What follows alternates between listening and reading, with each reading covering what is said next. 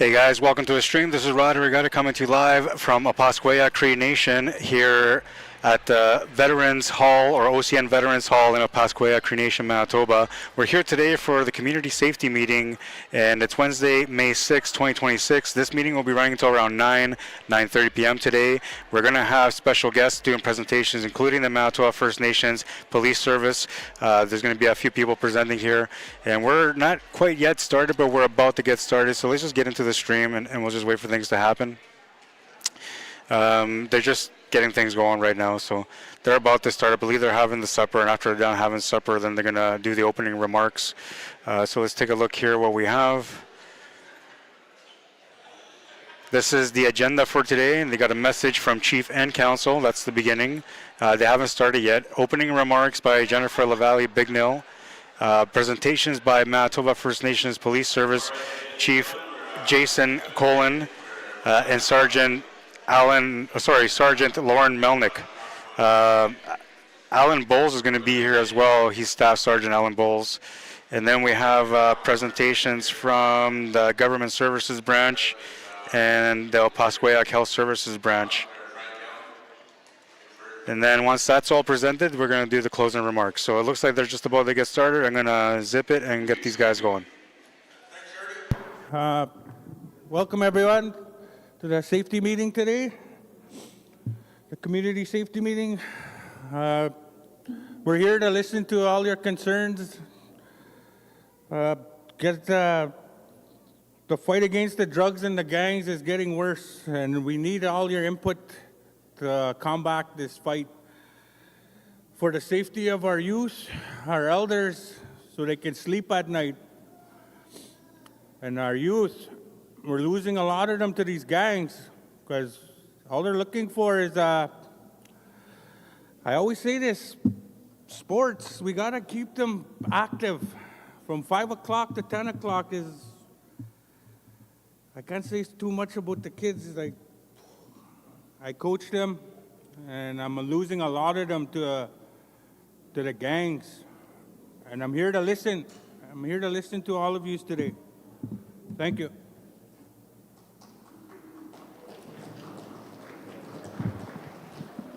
Thank you, Councillor Frank Young. Next we have Councillor Justin Spence.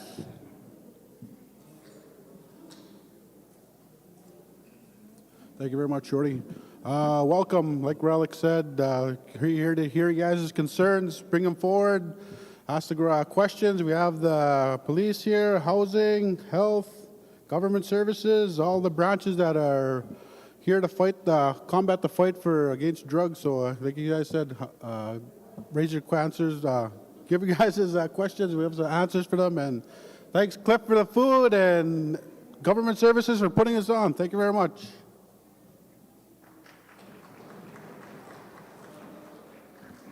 Thank you, Councillor Spence. Councillor Chipper Young.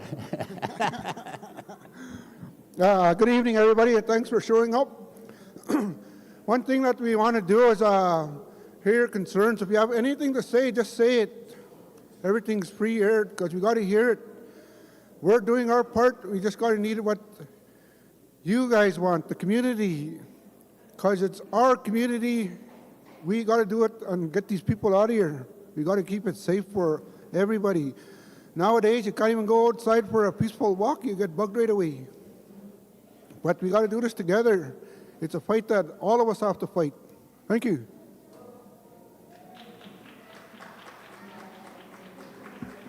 Thank you very much, Councillor Chris Young. Councillor Dale Knudsen.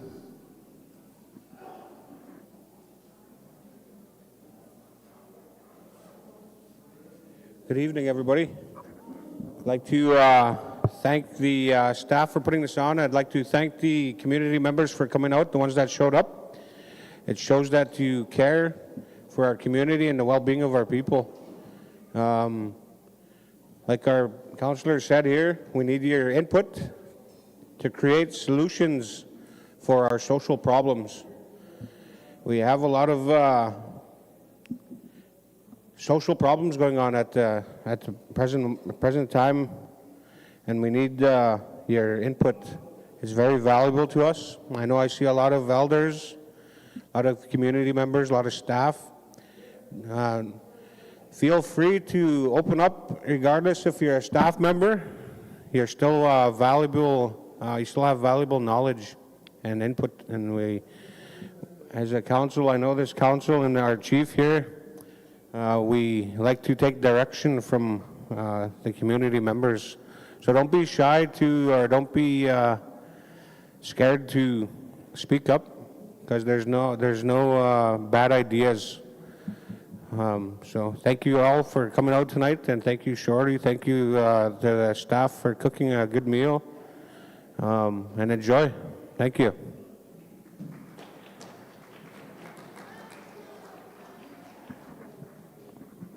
Thank you, Councillor Dale Knudsen. Councillor Derek Constant. Good evening, everybody. Like the other councillor says, thank you guys for showing up today. This meeting today will be very important for the community because we're all impacted on what's going on the reserve here, because we're all locking our doors, and gone are the days where you can leave your doors unlocked. So hopefully we could come up with some solutions today to help make the community safe, because that's what I want to see for the future for our kids. And also I want to thank the mayor and the councillor from town for showing up today. It shows that we're working together to try to resolve these problems. Again, thanks for the staff, and thank you, Shorty, Chief, for setting this up. So let's have a good evening, and let's have some positive questions today. Thank you. Have a good day.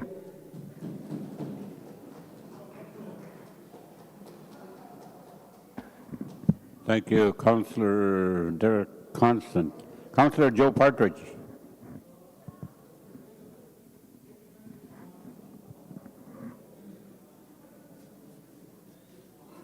Good evening. Thanks for the food. We have a problem in our community, and our children are being hurt and damaged. And the problem is our other children that are supplying the drugs, and that's the problem. So we have to work with each other. We have to respect each other. Addictions is, it's hard to beat, but you can beat it. You put the time, the effort, the discipline, you can overcome those addictions. But we have staff here to help you when you're ready. So we need everybody to cooperate and come up with solutions. Be the solution. Thank you.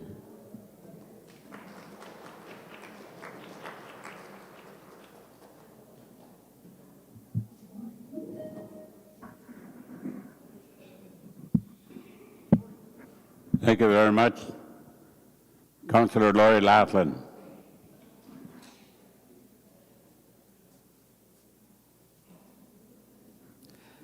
Tanse, everyone. I know that this is a very serious issue, and yes, we are looking for solutions. We are trying to help, and the best thing you can do is speak out about it. Talk to people. Come and talk to us. Let us know, because if we don't know what's going on out there, then how can we help? So don't be afraid to come and talk to us. Speak to us. Speak to someone you trust. I know they say it takes a community to raise a child. That's very true. We have the schools.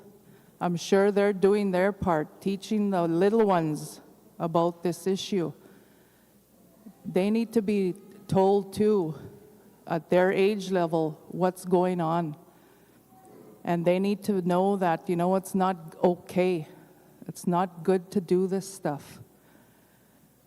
This is our community, and all departments, our membership, we all want a healthy community. When we were younger, it was safe to run around outside, play outside. We don't see much of that today. So don't be afraid to approach anyone. I'll give you an example, and I know too that people can change. People want to help themselves to live in Minopimatisuan, to live the good life. We had a young lady, she turned her life around. She went to programs. She's looking for housing. She's got her kids back. You know, these are the people we want to continue to help, and there are programs out there for you. So feel free to reach out. Egose, thank you.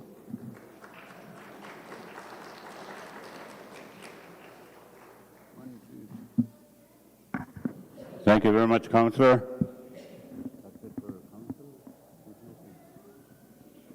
Okay.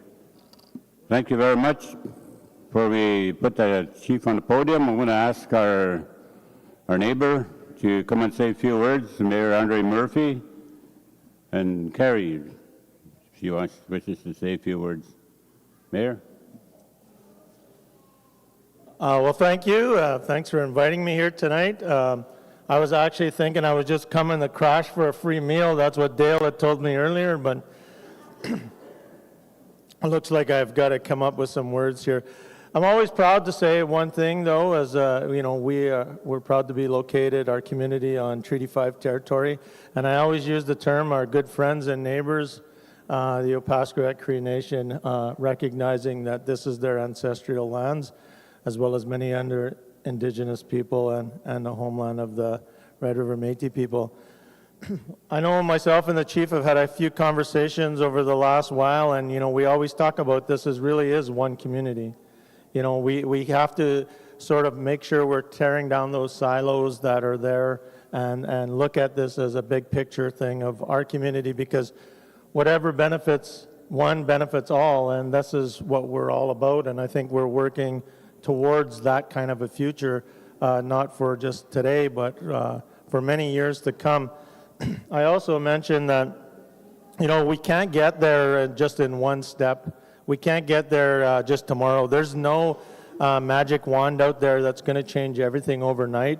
And I think having these conversations, building these partnerships, and really coming together, thinking of as one community will move us forward. So I appreciate the opportunity to come here. Appreciate the food. I seen my friend Harry was the cook, so I had to get a selfie with him tonight.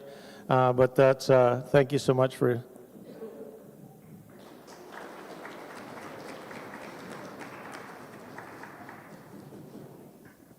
Thank you very much, Mayor Andre Murphy. Carrie, oh Lord, the mic way. There you go. You think I'm not sure? Thanks. I echo Mayor Murphy's comments. I also do acknowledge in the spirit of truth and reconciliation that I stand on the traditional ancestral lands, the Treaty 5 territory of the Opaskwayak Cree Nation. I am very grateful to Councillor Constant and Councillor Laughlin last night, as well as the Chief for inviting us to join you in your community meeting tonight. I have wanted to attend one of these meetings for many, many years, and I always felt that they were for the members of Opaskwayak Cree Nation, so I welcome the invitation. And I look forward to listening to all of your solutions to the problems that unfortunately arise, and hopefully I'm able to go home with a bunch of solutions as well. Thank you.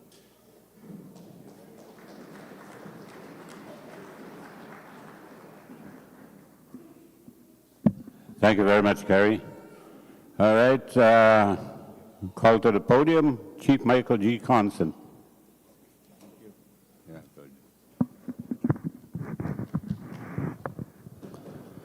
Good evening, everybody. Thank you to the council, to the elders, the elder for the opening prayer, for the elders that are in the seats. I know to the mayor and his deputy down at the paw, to the staff for planning this. I know it's a real issue at the past. It's a human concept and how we move forward from today on.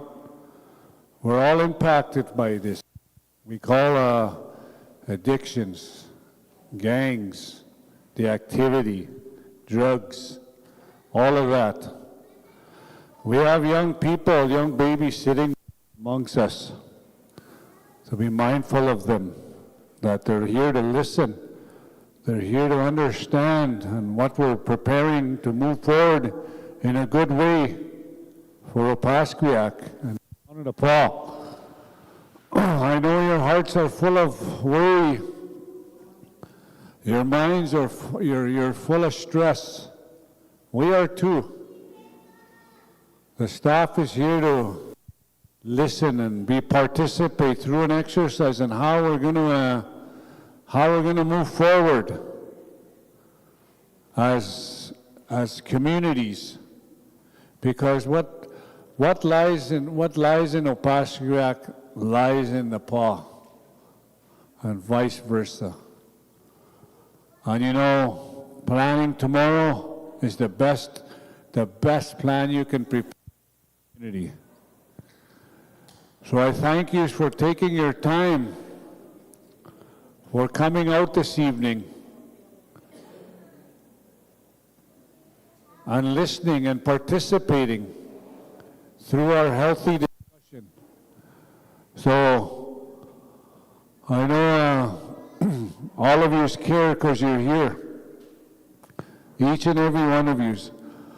Our houses are being vandalized, our streets are being vandalized, or you name it. But you know, the way you look at it is our loved ones need help. They truly need help. They're crying, they're starving for that hope.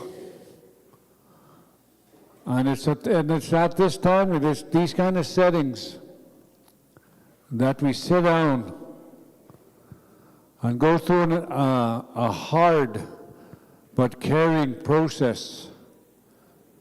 I know there could be anger out there, but you know, let's turn all of that anger or that negativity into a positive plan. We're here to listen. It's overdue. One of the things I said I was going to do is have a community meeting when it reflects to the safety of our nation. We can't say leave it up to our constables. We can't do that. They have a job to do. When we police ourselves, they're part of the solution in moving forward. They're here to help. They're here to listen, like everybody else here. So let's be mindful of each other. Thank you, Cliff, for a meal. A round of applause, please, for his crew. Thank you very much. So, the council's here to take direction. Tell us. And remember, when you give direction, it involves all 7,300 of us as a nation. You can't say that council went ahead and made their own agenda. No, you did. You give us direction on how you want to see us secure the community. And you know the lockdown? I know lockdown gets thrown around at times. The lockdown is a safety measure for Opaskwayak, because from 2 to 6, we find that the most activities within that time. We're not limiting you to visit as a community. You can go from house to house, those in the lockdown, in the parameters of Opaskwayak and our lands. But after 2, that drug is trying to enter. That gangster's delivering. They're coming in. But that's what we're trying to prevent. We're not trying to lock anybody down. We're just trying to keep you so there's not a home invasion or anything like that. We're trying to prevent for safety for each and every one of our homes. So thank you for coming out. I know being here shows that you care, each and every one of you. So we got some presentations this evening we're going to listen to. But please, Opaskwayak, voice it. It's easy to point a finger, but it's much more beneficial when we walk a plan through the community, all of us. So be mindful of that. So I thank you for all showing up. We'll move on forward.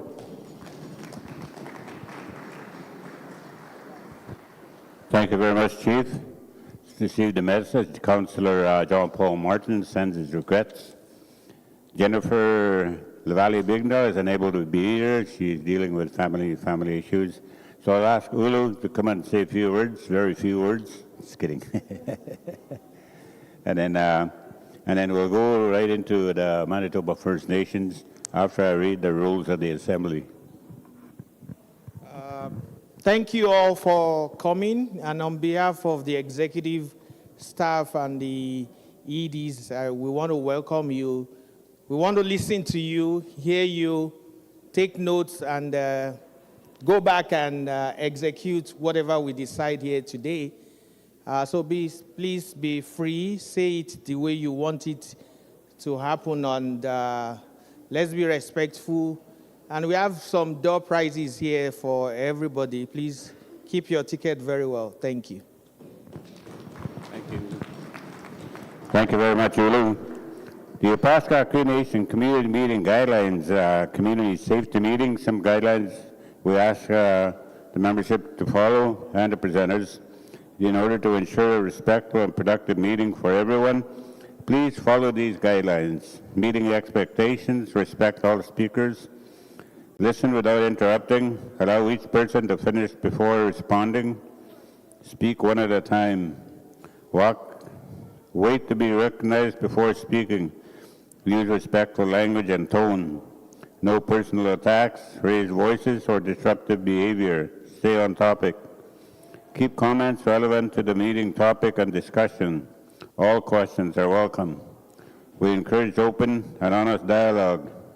Be mindful of time. Allow space for others to speak and participate. Follow cultural protocols. Respect elders, knowledge keepers, and community practices. Conduct during the meeting. Disruptive behavior will not be tolerated. This includes interrupting, disrespectful comments, or preventing others from participating. Enforcement. Participants who do not follow these guidelines may receive a verbal reminder and or be asked to leave the meeting if the behavior continues. In closing, we are here to share information, listen, and work together for the benefit of the Opaskwayak Cree Nation.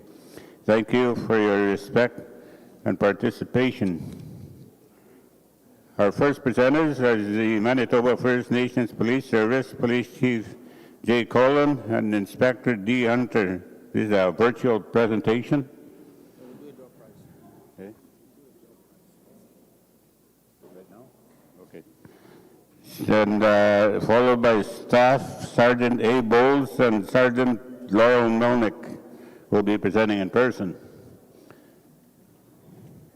And during the question and answer period, as I asked before, if I could get a volunteer to run with the mic. Some of our elders have a difficult time coming to the center and asking their questions and things like that. So we could get a volunteer, really appreciate it. Right. Okay, he's paying me already. He gave me a Visa card, $50. Thank you. Just kidding. All right. My volunteer? Right on, thank you. You might as well draw the winning ticket then. Draw a ticket.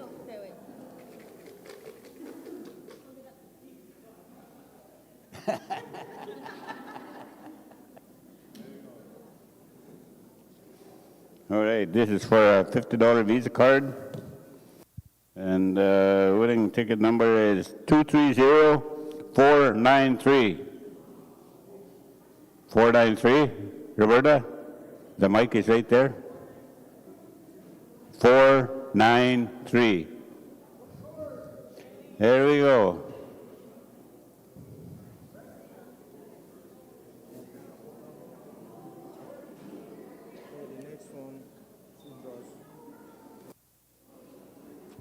Over here. Are we going to do another one? Okay, what's this one for?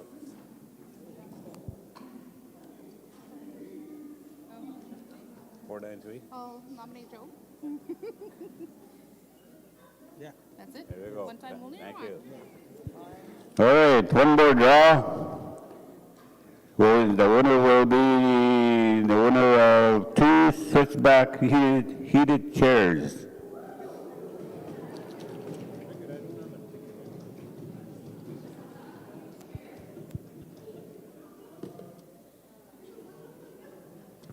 Two 230-4-2. What is that, Lulu? 3, eh? 423. 230-423. Jennifer Flett.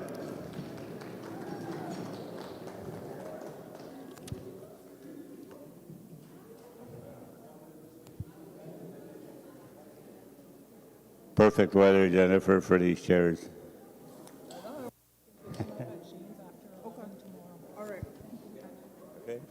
All right, thank you very much, Roberta. That's our little microphone lady. We won't need her right away till after the presentation. We'll have a question and answer period after the presentations. Thank you very much. Okay. Who's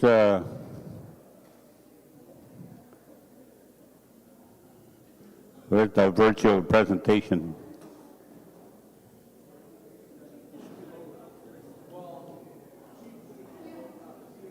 Yeah, I'm here. Can you guys hear me? Okay, do you guys have a TV screen where I could share a presentation, or? Yes. Okay, I'll share my screen here.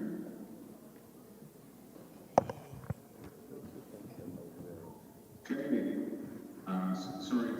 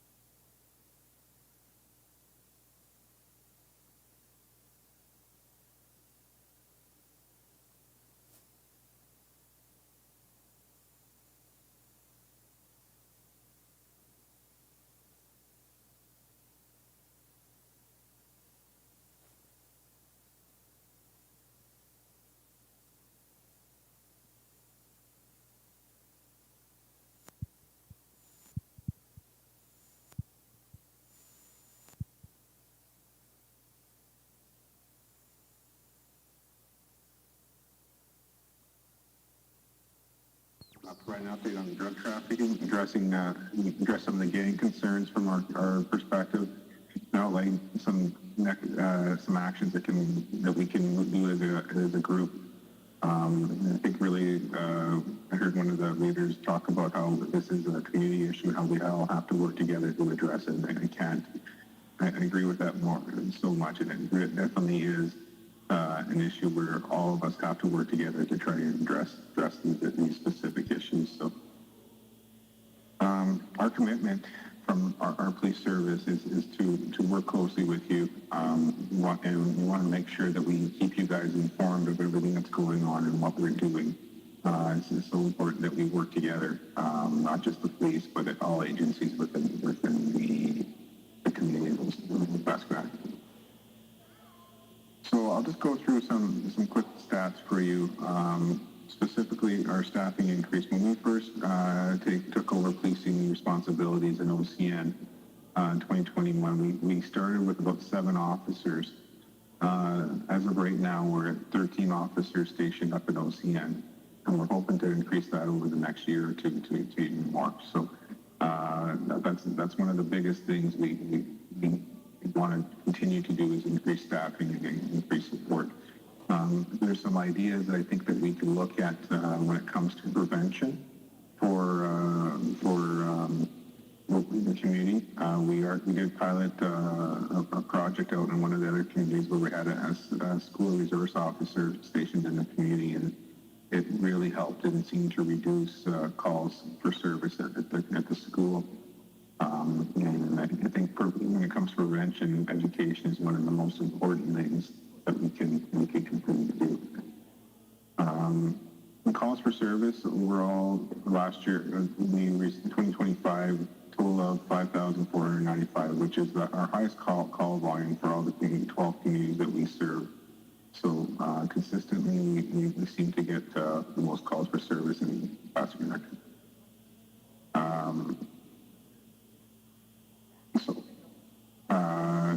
For this calendar year, it's been pretty steady. Our calls have pretty steady, mostly the same for the calendar year. The next slide I have is really on crimes against persons. So these are crimes that would be considered like assault, home invasion, all those types of things. So for this first quarter of the year, we're up about a few calls compared to last year.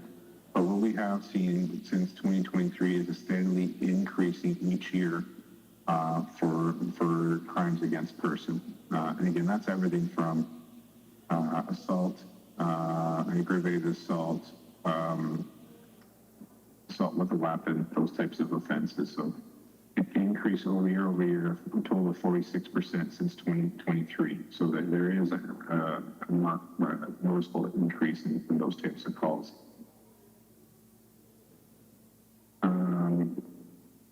So I guess the next one we'll talk about is origin of the threat. So we do have, I got another slide down a little bit talking about some of the gang activity and the gangs that are active in the community. I think it's something to remember is that not all the gang members are local community people. There are a lot of outside influences that are causing some of the problems. When you look at the community, it is a bit of a hub for some of the northern communities, and we see a lot of the drug trafficking and gang members going through Opaskwayak to some of the other more isolated communities. So I think that's where we're seeing some of the gang violence coming from. So, right now, we're seeing about 6 active street gangs since 2025.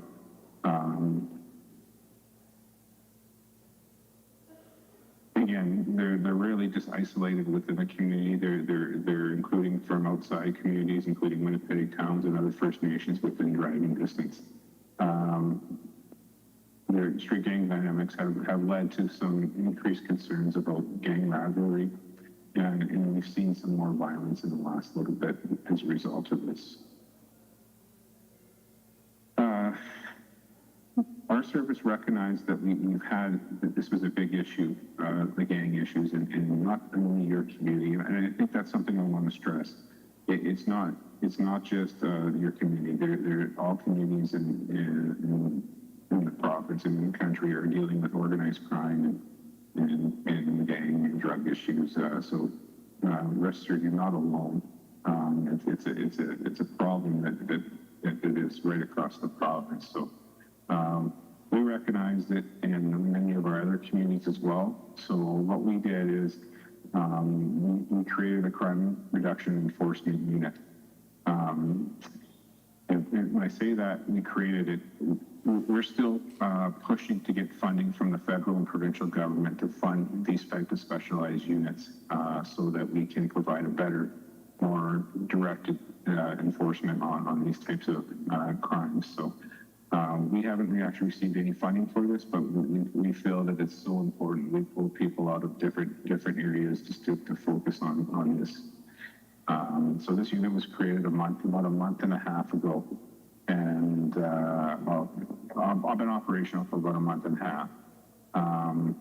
And so, and their job is really to focus on these types of incidents with crime, drugs, gangs, and firearms. And also to work with the community for harm reduction, whether that be education, those types of things. In the short time they've been operational, they've had, specifically in Opaskwayak, they had 10 enforcement projects, which also included in the PAW. So they came up and did a project and did some work. And as you guys are so close to the PAW, there's a connection between. So one of the most important things is they have to continue to work closely with the RCMP and other agencies in the province. So they are connected with all the intelligence side as well as the other partner agencies. In that one project up in the community, they've seized about 367 grams of meth, 168 grams of cocaine, and additional $26,000, over $26,000 in cash was seized. So that's in OCN alone. In the month and a half, these guys have seized, I believe it was a little close to 1.3 kilograms of methamphetamines and close to the same with cocaine. So they've been very busy over the last little bit, where they've done a really good job of slowing and enforcing some of these issues. So very proud of the work they've been doing in the short time they've been operational. We continue to work with all the agencies in the province because, again, this is not just one community-specific problem. The drugs aren't being made in your community. They're being brought in from other areas, and so which is why it's so important that we are connected with all the other agencies. So we are part of the Manitoba Organized Crime Drug Trafficking Task Force, which is a new initiative that the province announced. So that includes everyone from Manitoba Justice, RCMP, Canada Border Services, Winnipeg, Brandon, Altona, Winkler, and Morgan Police Service. So we are all connected and meet regularly to discuss some of the common trends and find out how we can make connections to help hopefully stop some of the drugs being funneled up to our smaller communities.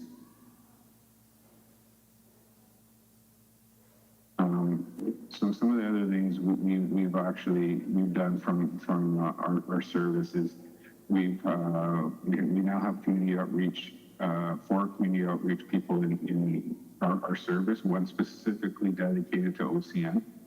And with that, their job is to really help us connect with the community, connect with the schools, and set up presentations where our officers can come in and do the presentation. So most recently, our officers were in the school, did presentations on drug and gangs, and showed them some of the stuff to watch out for. So our guys are continually engaged with the schools, and hopefully we want that to continue. We received some pretty good attendance at our events. So if you look at the bottom of this slide, it says in the 3rd month of the year, which is March, we had a total of 1,390 people attend, 1,390 people attend the events that we organized. So, which is great, and we'll continue to keep to those types of stats and tell you that, give you an update as we continue to move on. So I think one of the biggest things we need to talk about is what we can do to help slow this problem. And I can tell you from somebody on the outside looking in and seeing, you guys are doing a lot of the right things already as a community. The first and most important thing is we all need to work together, whether it be health, school, CFS, and community partners.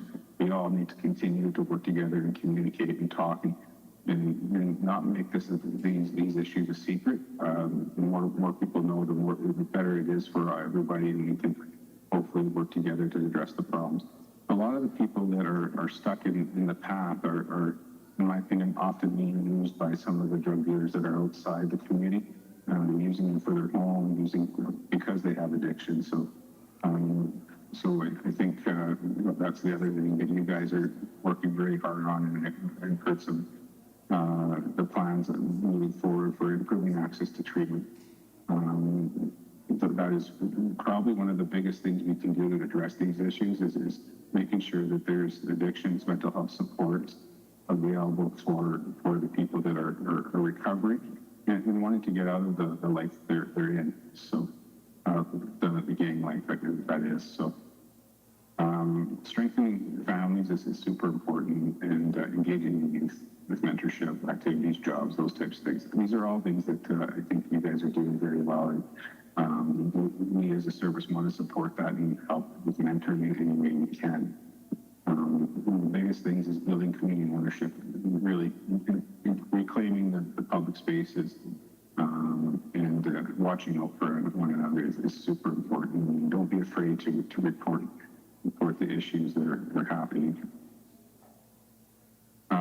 And again, everything that I have listed up here, I know that you guys as a community are working very hard to do and are I think ahead of the game compared to some of the other communities. So like creating existing pathways and making them easy for counseling and employment and all those types of things are all important for people trying to get out of the game. So, and expanding economic opportunities, that's one of the great things that this community has that others don't. So you are doing a lot of the right things. And these are all issues that didn't happen overnight, and they're not going to solve overnight, but we've got to continue to work it together and work closely in the right way. So, we also have a tip line that you can call, which those tips go to our analysts who will support, and we'll actually it goes right to the provincial database as well. So if you have tips, don't be afraid to put it. If you don't want to talk to a police officer, that's one way you can keep yourself anonymous to put it in the tip. I believe there's a sign outside the community as well.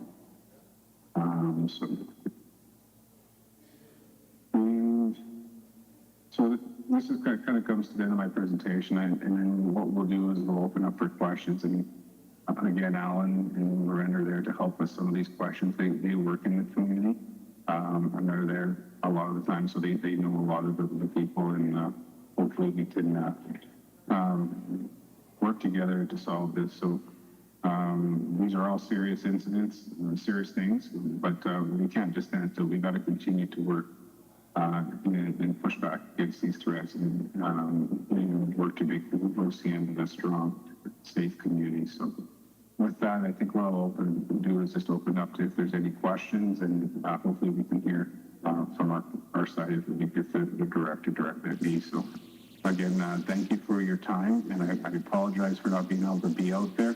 I really wish I could have made it, but I just didn't have enough time and notice to move my schedule around. So.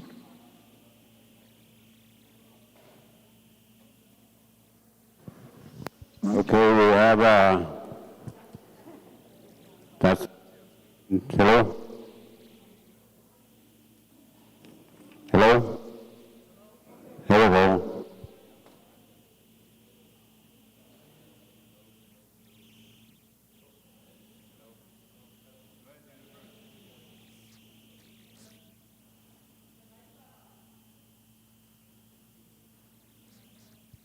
Check 1, 2.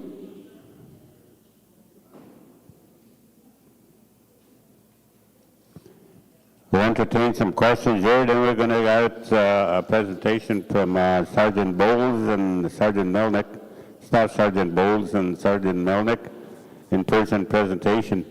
We'll entertain a couple of questions here, and there will be time for further questions after their presentation. We'll get the microphone situation cleared up. Check.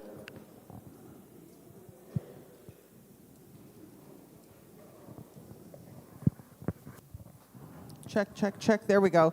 I was telling her the microphone is shorting out on Shorty. But Okay, so the presentation, it was a little hard to hear, but I wanted to ask, is there continual or regular communication with the other legal organizations such as the RCMP here in surrounding areas? Because I know that we're dealing with local OCN people that are dealing with difficulties and going through some rough times and causing problems for themselves and for the community. But are we looking at the outside people that are also here and coming onto the reserve and causing problems? So are we dealing directly or with other detachments? And are we looking and working with other organizations such as provincial and federal sites that house a lot of the gang members? They get organized in there, they give orders from there. And are we looking at the changes in even colors that they're wearing, what their mandate is, who they're working for in terms of other higher organizations, criminal organizations? Is there regular communication going on? First of all, thank you for having us here. And there is no second presentation. This is just a little bit of a mistype. We're just going to do some Q&A. That's an excellent question. And the simple answer is yes. We work alongside RCMP, the town of the Paw, Moose Lake RCMP.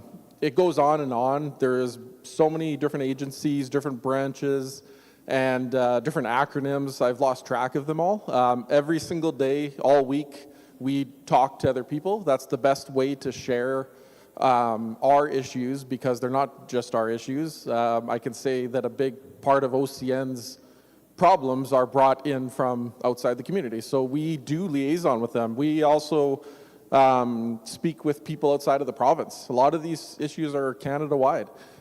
We regularly talk to different agencies. We go on courses to kind of network and learn what works, what doesn't work. Have we tried this? Can we try that? So our network is very vast. It's awesome. It's as good as it has ever been, I think. I'm quite involved with that. Loren's involved. We're learning something every day and working with agencies. You brought up the jail. It's a big problem. A lot of our problems are coordinated from inside jail. It's crazy that is a problem and that's a thing. But yeah, we work very closely with the TPC as well as other jails down south and out of province. Information sharing is what allows us to do projects and keep some of these people in jail before they even get back out. If they're committing a crime from in jail, that's the best place for us to kind of just keep them there. So we try to do that. Yeah, there's just the cooperation is really good. Any other questions?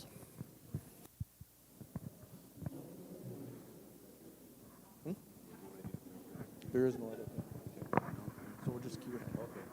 All right, we'll continue with the question and answer period. Jennifer? Just one more thing. I just wanted to comment that I'm really enjoying seeing the dog, the animal officers. I think they're doing a very good job too. I just wanted to make that comment. Yeah, I'd like to acknowledge them as well. It's obviously a dog issue in the community. It's a whole separate thing. It's not a criminal problem, but it is a problem. I've almost been attacked by dogs as well. Or our K9 unit, is that what you're referring to? Okay, there is a dog problem. Our K9 guy, yeah, he's very active. He's been a member here for 5 years and plans to be here for a long time. He's getting some more training this summer and continuously improving his skills and abilities. The dog is very good, very, very smart dog. So we're going to continue on with presentations at the school as well as something in this kind of setting for the adults and of course, Chief and Council. Yeah, very good asset to the community. If we don't have any more questions, I would just wanted to touch base on a few things that Chief Colin said, in case it was hard to hear. The crime reduction unit has been up and running for a few months, and he touched on their involvement in the community. These are people that you probably won't see very often. They work behind the scenes. They do a lot of planning, a lot of intelligence gathering, and they're the ones that make the bigger projects come to life. So you're not going to see them too often, but they are working. They're working hard, and they will be up here quite frequently. Already have been, but again, you probably didn't even see them. There's more members coming up here. We had 3 start this week, and then a couple more hopefully in July and August, and another one in September. So staffing levels are very, very good, or as good as they have been. And yeah, we are bracing for a difficult summer. I'm not going to sugarcoat it. I'm not going to try and hide that issue. There is gang issues that are happening. They're not getting along with each other, and we're aware of it. We're doing our best to stop, or at least manage some of these issues before they spill into the community more than they already have been.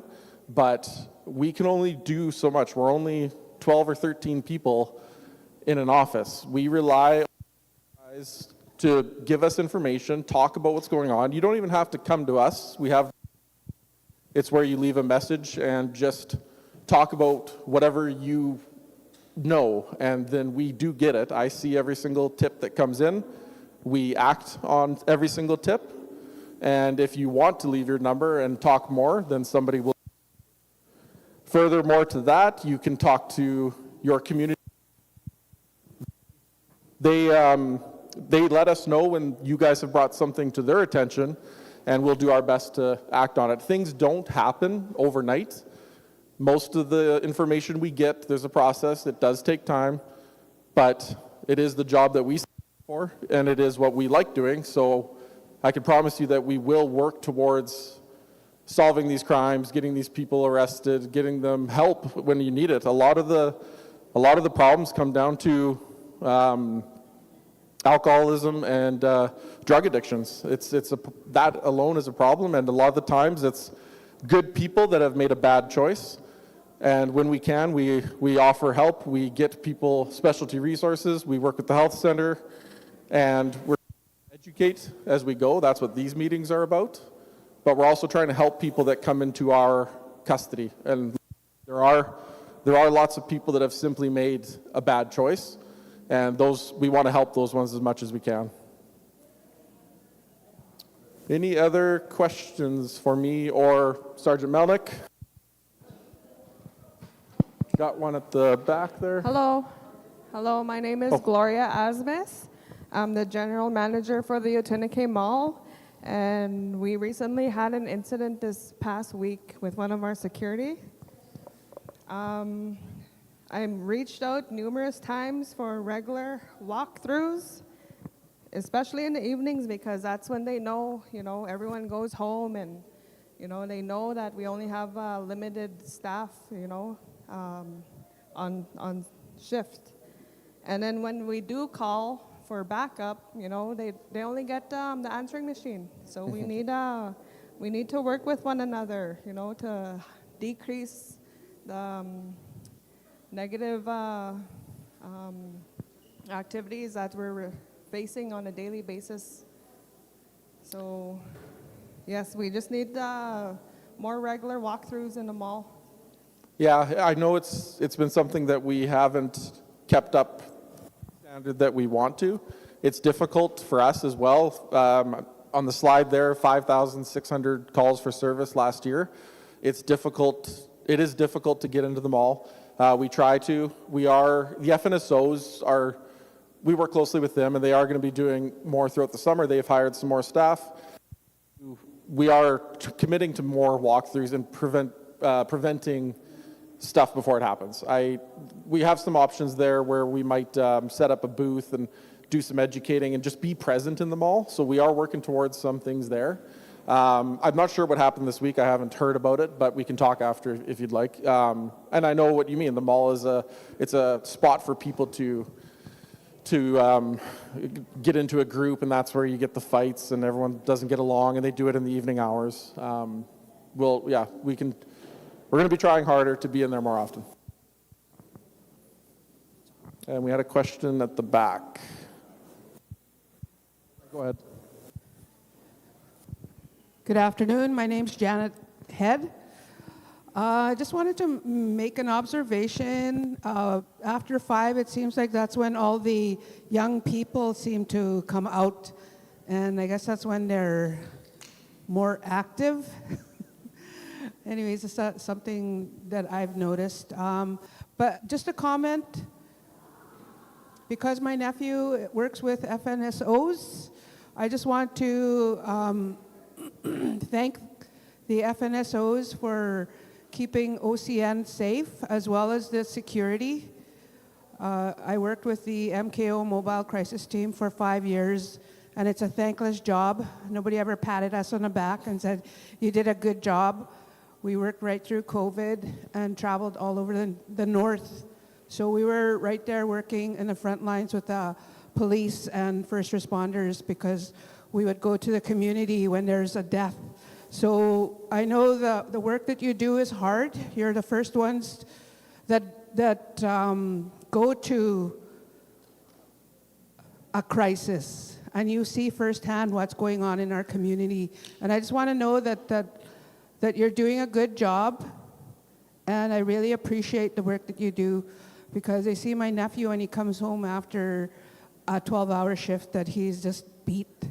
And he's lucky he has us, because we get to smudge him down and say a little prayer for him. And if he wants to debrief, he debriefs with us.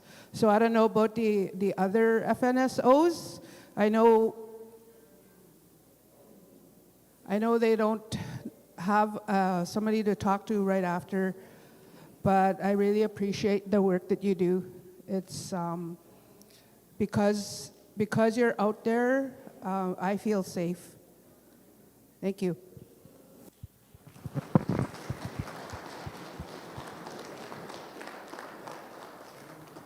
Thank you for those kind words. They do a lot for us. We work very closely with them and security. Government services as a whole, you as a community are very lucky to have such a dedicated team.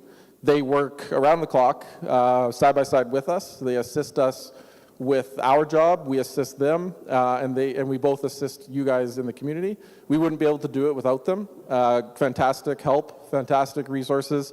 They've hired some new staff in preparation for the summer, and we look forward to working with them and going from there. Security is fantastic. I support the lockdown that happens at night. I've lost count of how many times they've called in suspicious people that have turned into somebody from off community bringing drugs, or somebody on community dealing drugs. But that system has worked very well in helping us reduce the suspicion. To the children of the community and the youth centers. Like when we were growing up, we knew who was the constables, the RCMP. And whenever we seen them coming, we used to take off home, because we knew there was a curfew. And we all scattered home. We knew we weren't supposed to be out there. But that was because we were introduced to the constables, the RCMPs, and I would suggest that that would be made possible to happen in the schools and the youth centers. Thank you. We're in the school at some point, I want to say weekly right now, or multiple times a week, at least involved with the community somehow. We do spend a lot of time at the school because it's right across from our office.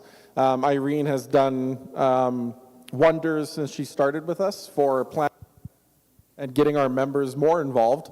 I'm confident in saying it's almost daily, I think, that there's something going on that we're involved with, and that is only increasing, especially as we go into the summer. We have lots of activities planned that we're hosting. lots of sporting events, lots of courses. We're going to do the drone program again, teach kids all about drones. The dog presentations are going to continue. And then the education for gang awareness and drugs is also going to continue. But besides that, we do plan to just keep stopping in and talking, introducing ourselves. A couple of the kids do know our regular members by first name basis, which is always good to see.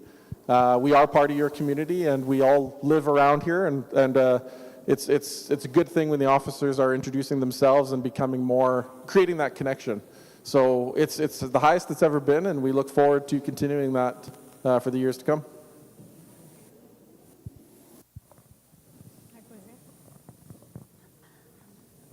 I would say thank you for that.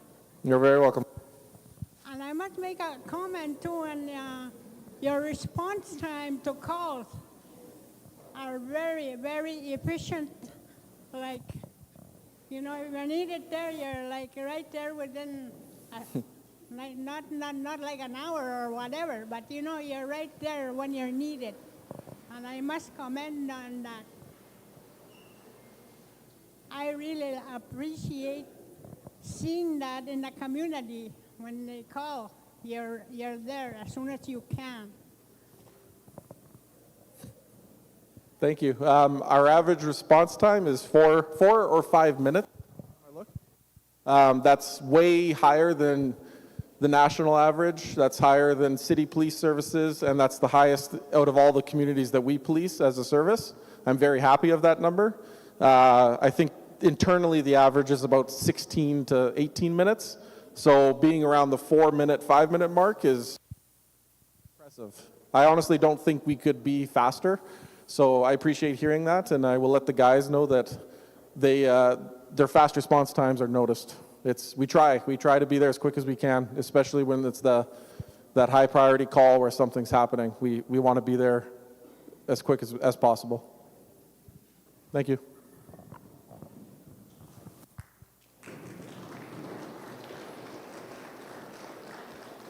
Hello. There was an incident this weekend where it was reported that a person was running around the reserve with a gun, and there was no community awareness. So where is the alert system for us? And that is in order to keep our people safe, because my mother and a bunch of other elders had no clue, and we had no way to reach out and know if this was a true thing that was happening. Mm-hmm. So where was the alert system? I wish I had a good answer for you. I'm not sure. We failed that part of it. I can say that within minutes we found out via the camera system in OCN. We did find out that our suspects and vehicle had actually left the community.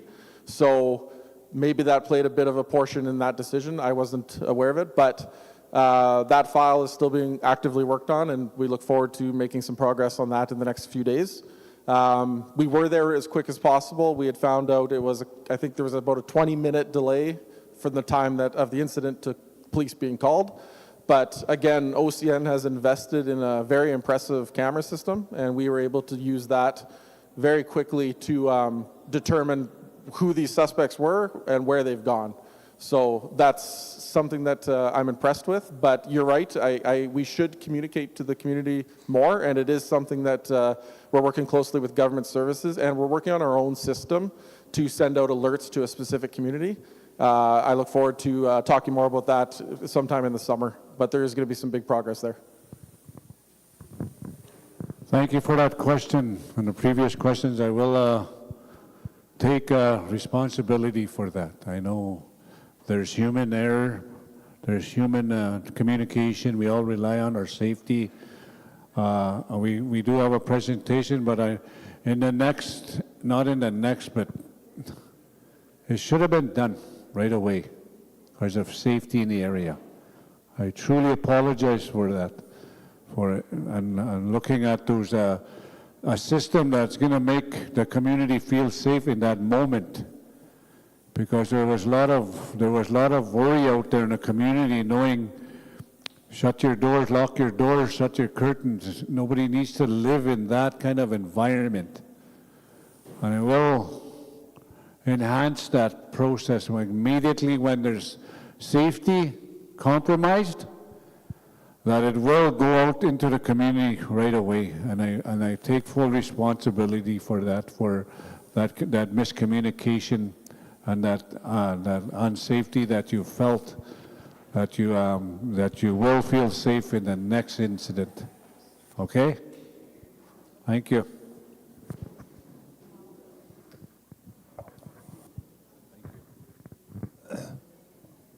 Thank you.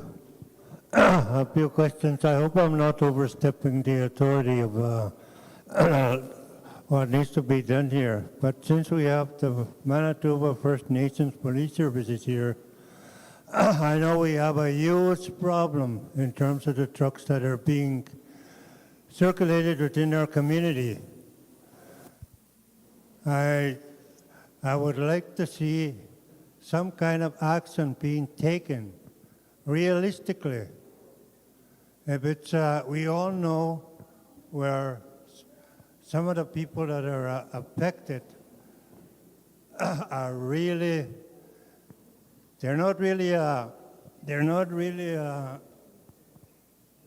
very aggressive in terms of trying to catch those people. We know who the truck dealers are, and it's affecting our young people. I wish it could be done, like what kind of a plan does the First Nations Police Chief has? Because there's a lot of complaints that are being coming out of the community. And yet we see very little results in trying to resolve this problem. You may arrest a few people, but if there's one or two, three people that are popping up all over the place. Yeah, I compare, sorry. And maybe the chief members should be involved in terms of addressing where the truck dealers are to the chief and council. Then the chief and council will direct you people to keep an eye on those houses where those trucks are being distributed, because it affects a lot of our young people, not only them, but the community that they live in. Like the family members, they suffer. The mother, the grandmother, the grandparents, they all suffer. So there has to be a way in how we can deal with the trucks that we have in our community. Thank you. It's it's an ongoing issue. It feels almost like a game of ball. You take one drug dealer down and two more pop up. So we have had some really strong arrests. We have had some very big drug busts over the last year. It's numbers that are impressive, but it's still not all of them. It's an endless list, it seems. We are trying, and we are working on some things I can't comment too much about, but there are projects in the works, months in advance, weeks in advance. We are actively seeking out and doing surveillance. We monitor movements of drug dealers sometimes and try to intercept. There's a lot that goes into to actually getting a good case forward, because the goal is not just to arrest them and get the drugs off the street. The goal is to have a strong case that can actually put them in jail, or in some cases get them help that they need. So having those successful results is what takes a large amount of planning and resources and time, and we are good at it. I am very proud of what this team does, and it's impressive. We have 6-month members that are at 10-year member levels in terms of what they're capable of doing, and it's really impressive to see. And I wish I could share how much stuff goes on behind the scenes. It's just something that obviously, for obvious reasons, we keep close to our chest, but there is lots happening, and there is going to be lots happening in the next few weeks and months. I can guarantee you that. Go ahead, Jen. Go ahead. Oh.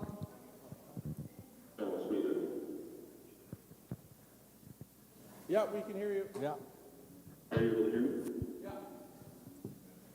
Yes, we can hear you. Okay. Just to Sorry, I got the phone. Just to comment further on our efforts in trying to disrupt drugs and organized crime groups in the community, I also sit on the Criminal Intelligence Service in Manitoba, so criminal intelligence. So anything that is brought up in our communities is also brought up provincially and is shared with outside agencies as well that also work at trying to disrupt and stop drugs from moving in and out of all our communities in the province and the communities that we police as well. So it is a huge effort by ourselves and outside agencies, and it's something that everybody is working hard to combat. It is a big issue in our communities. Chief Colin mentioned our crime reduction and enforcement unit earlier, and that was one of the reasons that it was created, was to target the suppliers and disrupt some of the distribution networks within our communities, and to also support some of the harm reduction initiatives in the communities, and again to share the intelligence within our communities and our policing agencies. I am proud to say that we are the top intel sharers within the province and the policing world. So a lot of the stuff that we get from our communities and our community members is being shared provincially with other agencies to help stop and disrupt the trafficking and the drug trafficking that's coming into our communities. Like Chief Colin said, it's not coming in. We're not producing these in our communities. It's coming in from the outside communities. So part of that is trying to disrupt everything that comes into our communities and help outside as well. But we do hear the concerns regarding drugs in our communities, and we're working very hard to try and disrupt that. Sometimes it is a slow process, and we apologize for that, but we do try our hardest, and we do share with all agencies within the province and our communities to try and disrupt this.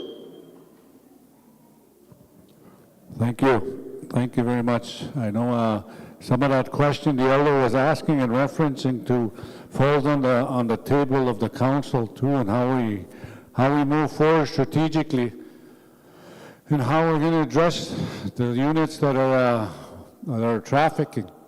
How do we administer not programs, and how we shut those homes down if possible because of the negative activity in our units. We have full policy on that.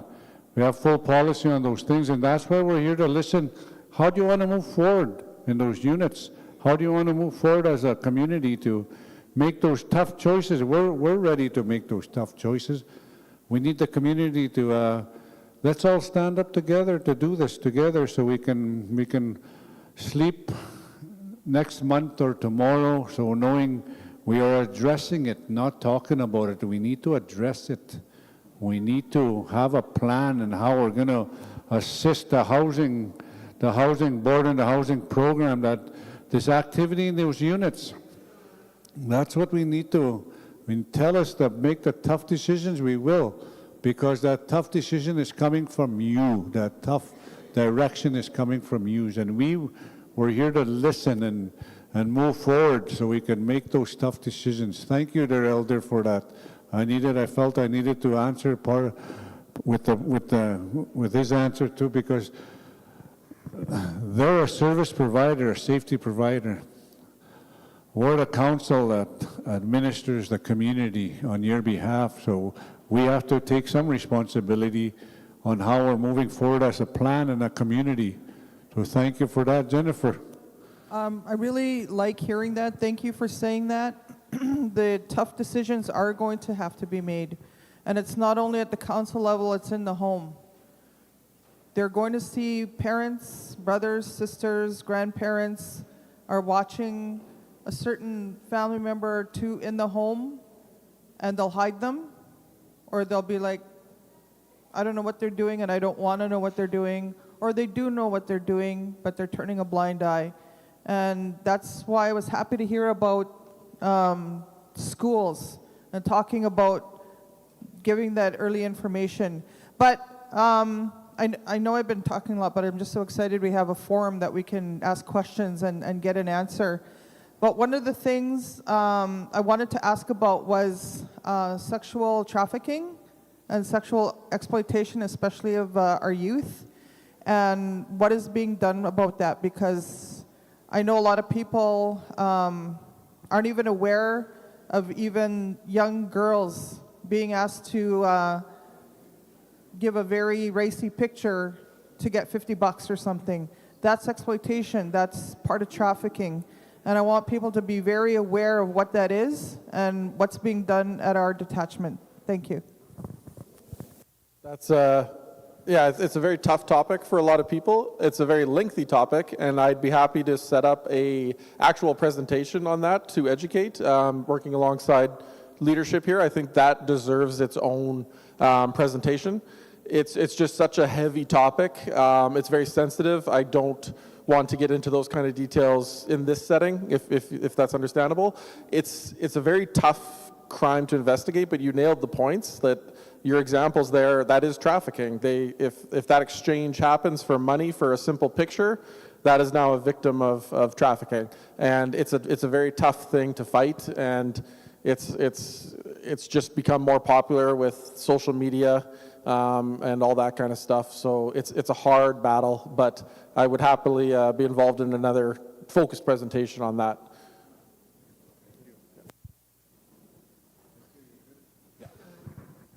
Thank you. Thank you very much. We'll entertain one more.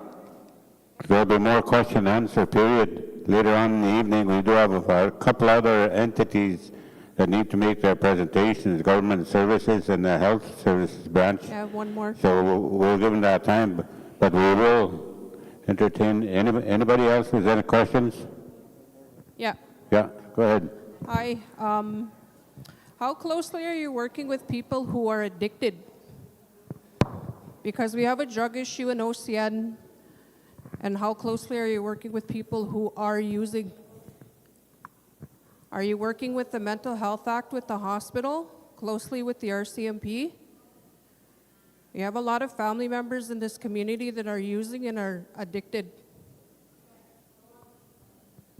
It's we do what we can. We work very closely with the hospital. We do transport people there and sit with them. It's not just part of our job, but we do care about them.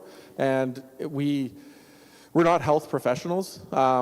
That's where it's just kind of tough. We do show as much empathy as we can. We know the difference between the drug dealer and the drug user, and we see the struggles that they have.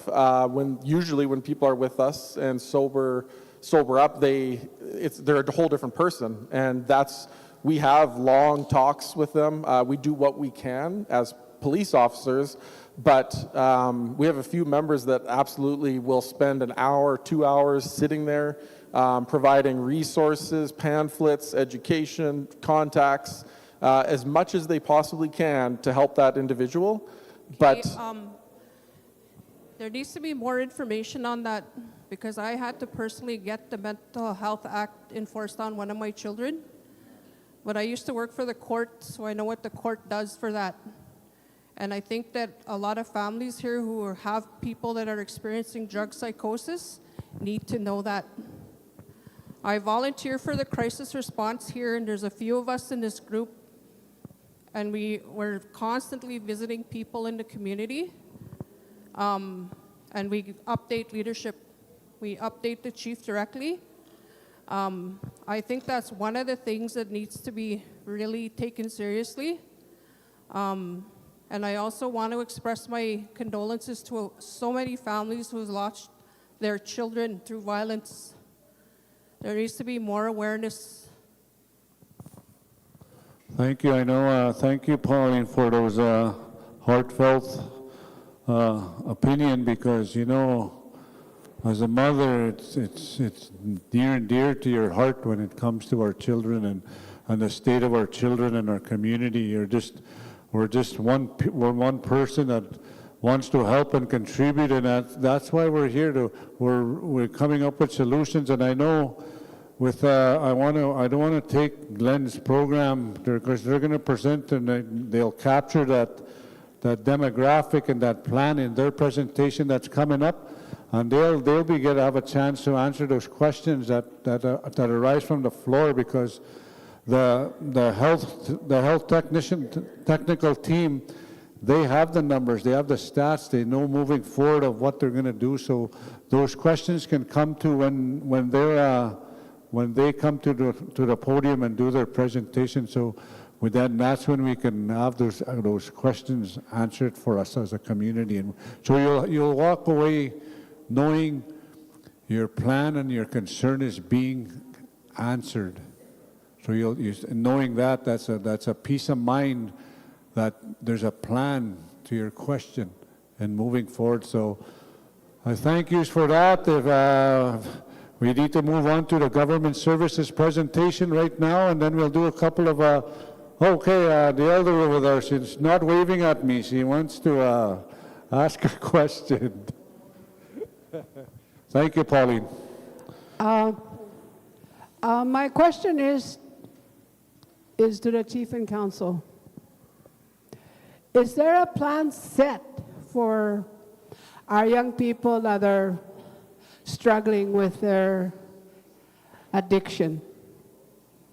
Is there a place where you can put them to detox? Because if that's not happening, we're going to be losing a lot of our young people that are struggling out there with drugs. Because I have a granddaughter that's struggling with drugs right now.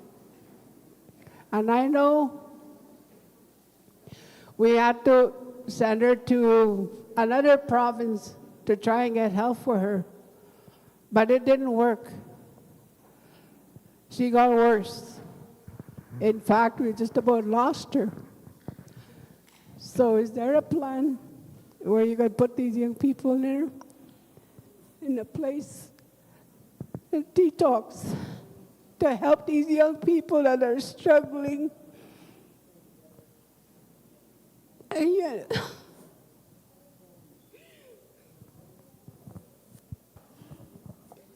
I think my wife is trying to say that I know there's a lot of detox places all over the place, but we don't have one in OCN.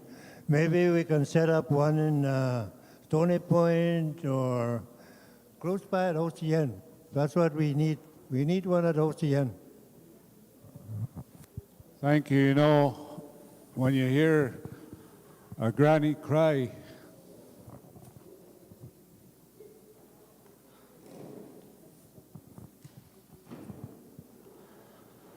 thank you, ladies. It's real. It is. All they're asking is for help. All they're asking is to do something for their loved one. All she's come up with a plan and how we're going to move forward. And yes, we do have a plan, ladies and gentlemen. I should have introduced it. I should have said it. We have a treatment center that we're going to invest in. We do have a 21-day. I need to speak. Hello. They need to know that we have a plan, a 21-day program, detox program. So we can, that's what they're doing at Wachi Bay. It's a start. But this council right here knows the addiction problem that we're having here. I think it's $10 million to start this project that they're committing to starting a treatment center, to finally coming up with a facility that's gonna look after the hope and the caring and the nurturing of our loved ones that are suffering out there. That's what we want to address. That's so real that when a granny cries like that, that's not coming from her heart, that's coming from her soul. You gotta feel that. That's where it's coming from. She loves her grandkids like She loves her kids like any one of us in this room. That's what we need to start planning for tomorrow, and we will, and we are committing this announcement right now that the treatment center is going to be one of our priorities moving forward with the health center and moving forward. That's our commitment as your leaders, is to address the health and well-being and nurturing of our young men and women that we so love. They need it tomorrow. They needed it yesterday, and they need it tomorrow. So thank you, Elder, for speaking from the bottom of your heart, for reaching out. All she's saying is, help me. Help me fix my family. Fix our community. That's what she's asked. And that's what these gentlemen and Lori Laughlin will do to address the suffering our loved ones are going through right now. We will get there, gentlemen, but we need to hear your stories. We need to hear the rest. That's why we're here, so thank you. I just wanted to come and hug her so she knows that we're here for her. So we can move on. She just about jumped in my heart if you heard my voice there. She did. Because I love our elders. I love each and every one of you. Thank you for sharing those tears of love from the bottom of your heart, Elder, because it's, you see, we're all impacted by this. There's a lump in our throats right now, and we need to address this. We're here. Believe me, I don't want to bury another addiction. I don't want to bury another person and lose another person like that. It's tough, very tough. And this is the real talk we need to have that needs to be said tonight, and how we're going to deal with it. Plan. So thank you. We'll go into some story. Okay, thank you very much, Chiefs. Thank you for those questions. Also, and it says we take a break here. I'd like to ask for your permission to go keep moving. We'll make some draws. And then we'll turn it over to Government Services Branch, and that'll be followed by another question and answer period. So we're going to make some draws here. Chief's going to give some stuff away. Oh, Councillor Spence. We're giving away $50. 230-495. 495. 495. One more time, Shorty. Blue ticket, say. Blue ticket, guys. 230. Wait. Is that 5? Yeah, okay. 495. Connie is coming.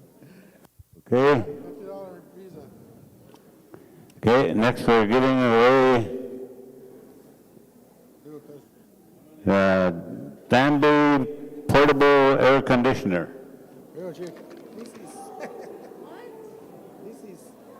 This is 6, not 5. Yeah, that was the same thing. Where is it? I don't know. I gave the 495. Okay, give it to her anyways.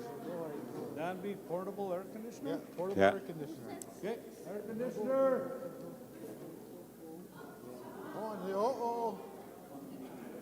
Scramble. Okay, there we go. 230-438. 438. 438. 438. Oh, Dale. There you go, Dale. Dale Valentine. Dale Valentine. Portable air conditioner. So you know where to go on a hot day. Go see Dale. Where's that? That's it. No, that said air conditioner. This for you. That's not an air conditioner. says portable air Oh, conditioner. that's not right. Okay, I'll switch pictures. Wait. So I say, what, do I want an air conditioner? Yeah. One more time, guys. One more time, cuz. I don't know. Let's see. What's he's got here. Okay, so the next one. Okay. The next one is a Nintendo Switch 2. Nintendo Switch 2. Ticket number 230498. 498. 498. Super Nintendo. A Super Nintendo 2. Going once. 498. Where's it? 8. Our final draw is a slingshot. Going once. Going twice. 498. Redraw. 498. Okay. 230477. 477. Here. Yes. Oh.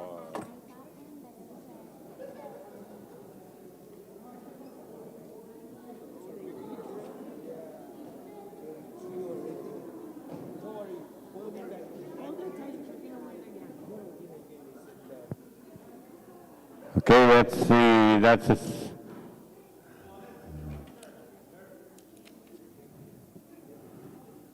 Okay, instead of taking a break, we'll take a break after Government Services finishes their presentation, followed by a question and answer period. So, Government Services, tanto asay, hello, Kina, you're on.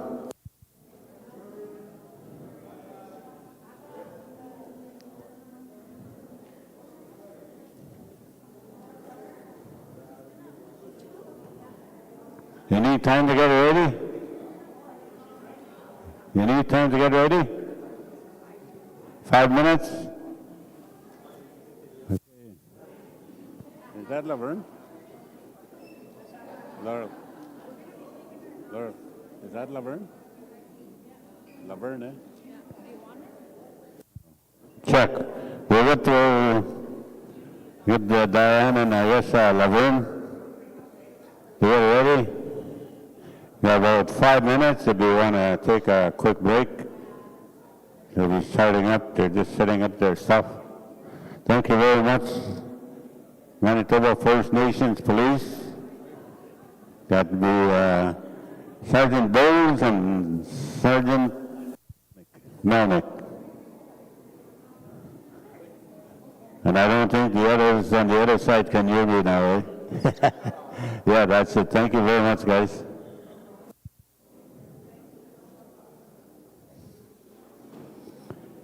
Take 5 minutes.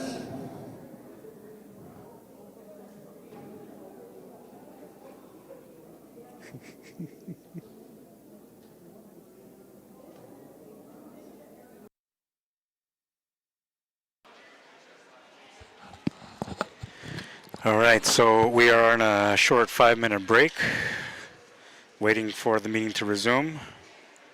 Up next is going to be Government Services. Here's the agenda for today. Brought it up at the beginning of the stream, but I'll bring it up again so you guys are aware of what's going on. We had a message from Chief and Council. The opening remarks by Jennifer LaValle was not able to go through, but Olu was able to do the presentation or the remarks. Then we had the Manitoba First Nations Police Service, Chief Jason Cullen, Sergeant Lauren Melnick, and then Staff Sergeant Alan Bowles all did their presentations, question and answer period. Up next is the Government Services Branch doing their presentation. Then that's going to be followed up by Opaskwayak Health Authority and their presentation. And then we'll have our closing remarks and closing prayers, and that should be the end of the meeting. The meeting was originally scheduled to finish by 9. I think it's going to probably finish by 9:30, but we'll see how that works out. So at the moment, we're just going to wait, and yeah, we'll be back in, well, we're not going to stop the stream, but we'll be back in 5 minutes once they resume. If you're looking to follow me on Facebook, you can find me under Rod Arriagada Q Sports Live Manitoba. Just like it's spelt, and that picture there with Welcome to Fabulous Las Vegas, that's a profile picture of mine. So if you see that profile picture, you know you found me. If you're interested in services, live streaming production services, you can message me via email at rod_Arriagada_204@yahoo.com. And I do all sorts of industries. I do sports, indoor and outdoor, talent shows, concerts, Treaty Day events, Christmas parties and dinners, elections, community meetings like this one. You think, whatever you can think of where you would like to have a stream, I will be there to stream it for you as long as you call me. I just did a funeral as well for the late MLA Amanda Laughlin. And so I'm able to do even funerals if you're looking for funeral services. Whatever it is you're looking for, contact me, let me know. If it's something I haven't done yet, I will do my best to do all the research that I have to do to make the presentation as best as possible for you, or the production as best as possible for you. So I think they're getting ready. I think they're almost done. I think they are. For a fishing hat.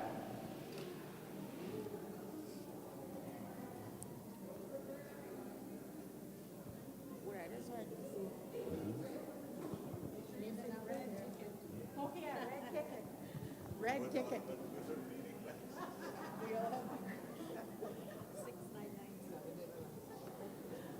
Red ticket 6997. 637 6997. So they're going to be doing a presentation, which you can see on the right side of the screen. I'm going to try to get this presentation set up in front of you. Let's see if I can get that set up right now. And so we're going to, well, maybe I'll make it a little bit bigger.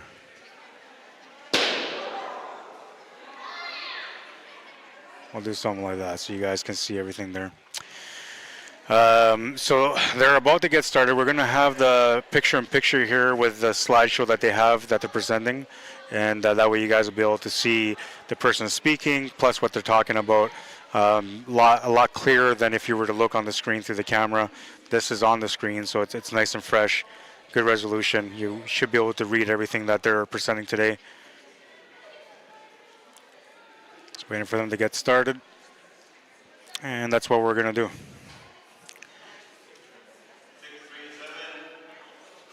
And they're still doing a draw while they're waiting for those few minutes to go by. I'm going to be back in a few minutes, I guess, when they get started again. I'll be right back.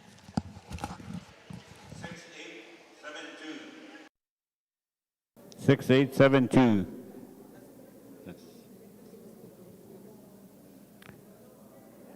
6872. There you go, Edith. 6872. Your fishing hat. There you go. Okay, I think we're just about ready to begin with the Government Services Branch. So we're going to begin, follow the presentations. There will be time for questions.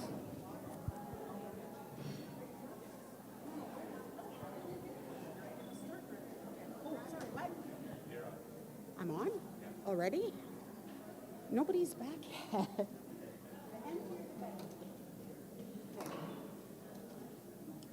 All right.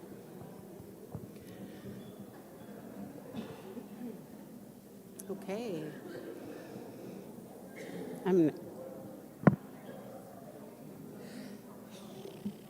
Okay. Yeah. It's 5 minutes. 5 minutes are up though. Okay, yeah, you're right. You know what, I'm gonna, sooner I start, the sooner.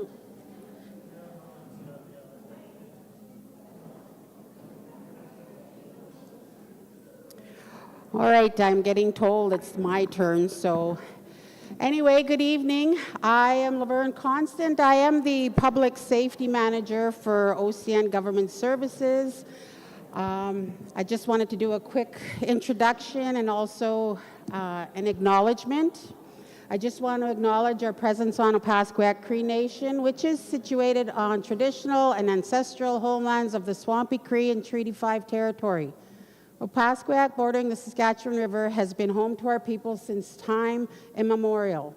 Entering a treaty relationship with the Crown as signatories on September 7, 1876, the Opaskwayak and Innuak have maintained this relationship in good faith while striving towards truth and reconciliation of our peoples and Canada.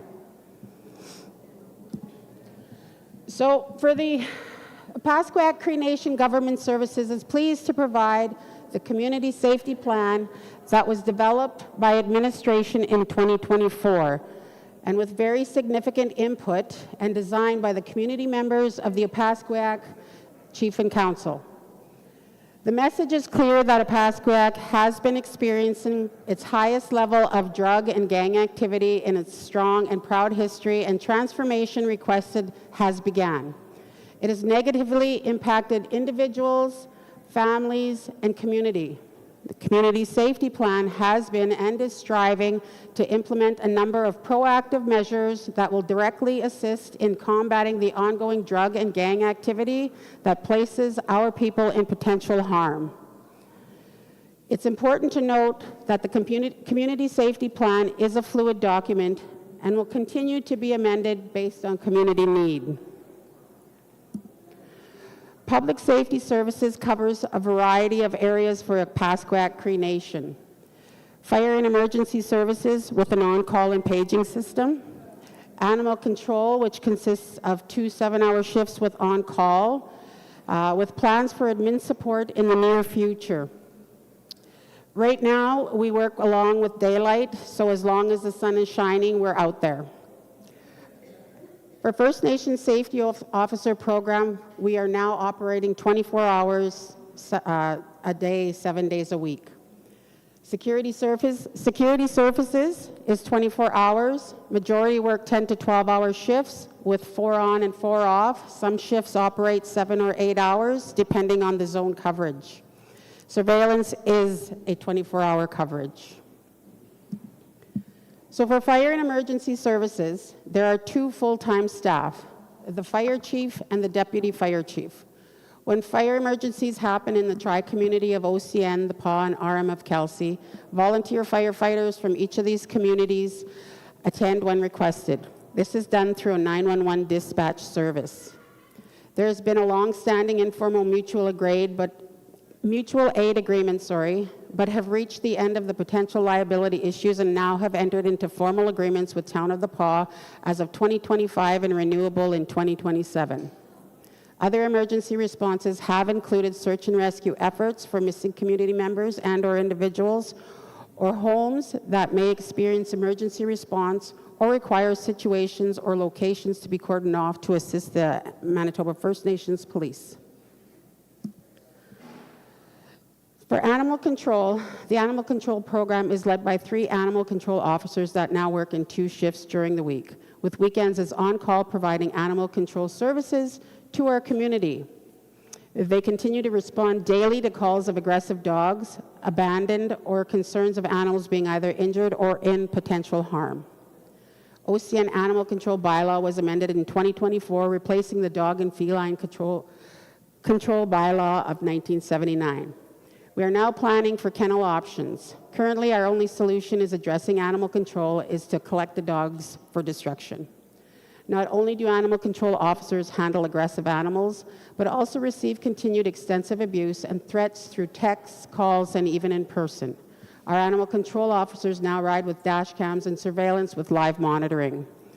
However, on a side note, with the help of networking, we're currently planning a spay-neuter clinic to help offset the overpopulation of dogs and cats. The animal control team will assist in helping pet owners to and from the clinic and are trying to have clinic for a week at a time. This should in total help with 150 to 200 animals per pets per clinic. We're also looking at third-party rescues once the admin person comes so that the pet has the right to a good life. Animal control admin reception with new location to house and care for criminal pets and repeat offenders. Repeat animal offenders. So for some of the stats we collected for January, February, and March, we've had a total interaction of 34 interactions with all pets. We provide stats that come with dead on arrival, surrender to the animal shelter, or some that have been destroyed, which is where if the animal has bitten someone, we automatically take it. Since January, though, we've had 69 registrations come in, and this is the highest that we've had in a very long time, in a very short amount of time. It's the First Nations Safety Officer Program. Government Services currently has 9 full-time First Nations safety officers. 5 are level 2, 1 is at a level 1, and we have 3 FNSOs that are currently in training.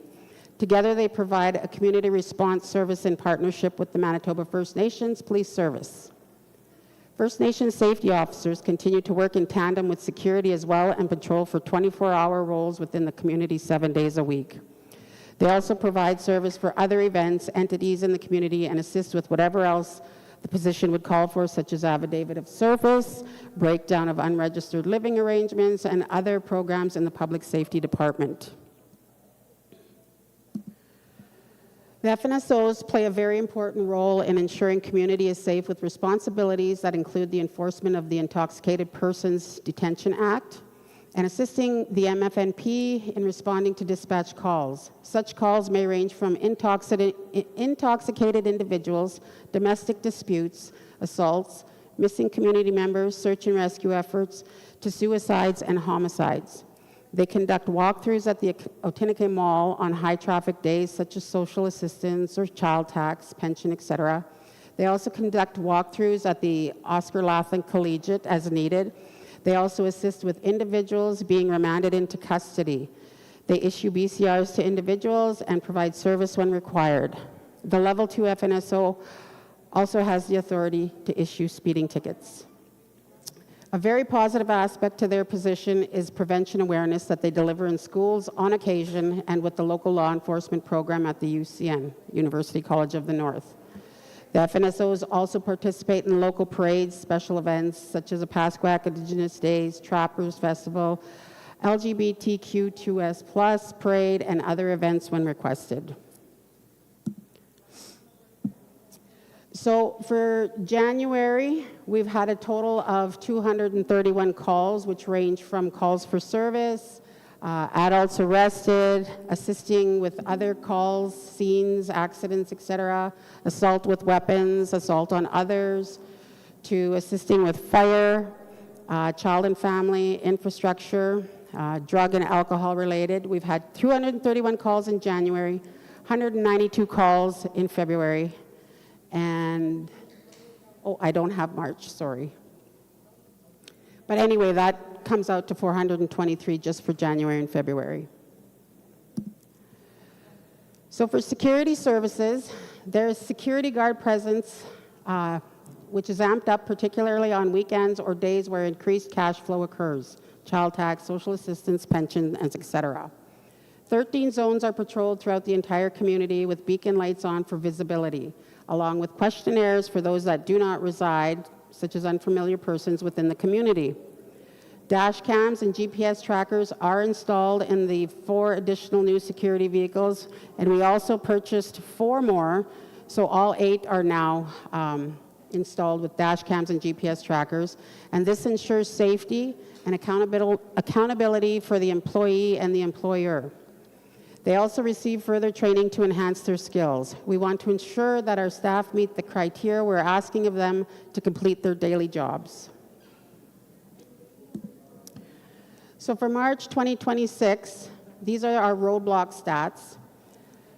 At the bottom, you can see on a daily that We do have our check blocks up, our check stops, sorry, and our highest day was on March 25th. For April, this was April 12th. We collect these type of stats when the roadblocks go up, just to see where we have and when we have the most activity. There are currently 34 cameras up and strategically placed in the community, including all access routes in the community, from the west side to the Saskatchewan border, north and south highway number 10, dump road access number 10, Métis side access, New-Amisk access, mall access, gas bar, Asiniskat Casino, and Keechmaskinow accesses, with several more on the way. We're increasing security staffing, including surveillance monitoring staff, who are 24 hours a day. Currently, we have 34 with 50 positions identified for this year. Undisclosed location for camera monitoring is now set up and operating fully, with additional cameras still being installed, as pointed out above. There is a plan to add the emergency code app system to the community. This will also help with lockdowns, etc., which in turn will aid the MFNP and the FNSOs in security and our current officers on duty.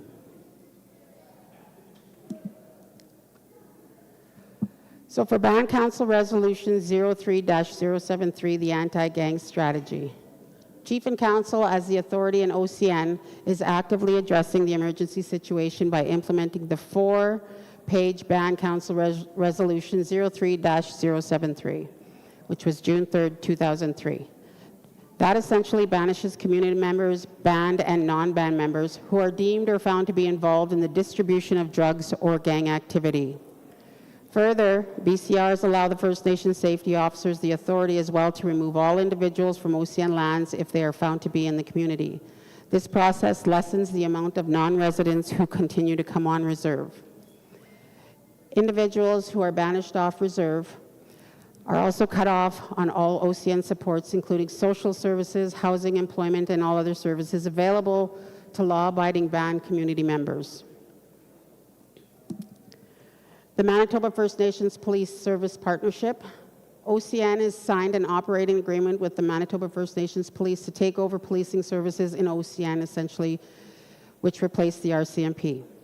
Intended to be culturally relevant and responsive to our public safety needs, in OCN, they initiated policing services on Opaskwayak Cree Nation in April 2021.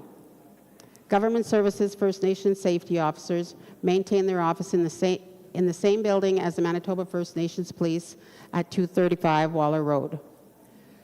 The TIPS line, which has now been implemented, has proven to be useful, and community and membership have been using this also. The TIPS hotline will connect to the Manitoba First Nations Police Dispatch, where the caller will leave a voice message. The non-emergent concern will be addressed by the Manitoba First Nations Police within 12 hours. It is not intended for reporting immediate, violent, or medical emergencies. However, the Neighborhood Watch program can also contact and deemed appropriate. Reminder that 911 is for emergencies. So for the public safety staffing, you have the executive director, public safety manager, the admin, and the 4 programs that fall under there, which are the First Nations safety officers, the fire department, security and surveillance, and animal control. The TIPS hotline. A new TIPS hotline has been implemented for community members to contact the MFNPS, the Opaskwayak Detachment. Callers will be directed straight to the Opaskwayak, eliminating the need for calls to go to Brandon or Winnipeg. It will be anonymous, and you will not be required to provide name, date of birth, etc. All emergency calls will still go through 911 dispatch system. Other supports would include, but not limited to, Manitoba First Nations Police, Town of the Paw, Tri-Community Networking, and paramedics. For prevention, preventing children and adolescents from joining gangs appears to be the most cost-effective long-term strategy. One program that may be of assistance is the GREAT program, the Gang Resistance Education and Training. By sharing information to age-appropriate students on the negative impacts of gang involvement, self, family, and community.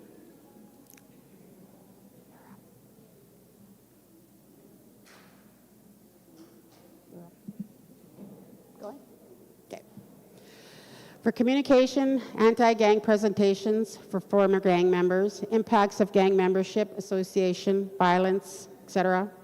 Individual sessions with young offenders, with ex-offenders in a safe location and supervised if necessary. Parental involvement is home visits to parents of children, youth, young adults engaged in drug or gang activities, such as the MFNPS, FNSO, and Justice Coordinator. Facebook handouts to homes on safety strategies, such as locking doors and windows. Neighborhood watch program, 5 steps to starting a watch group. Sharing pictures of crime, watch pictures of individuals who may be persons of interest in the crimes. And I think this one's yours. You want? Okay. Thank you.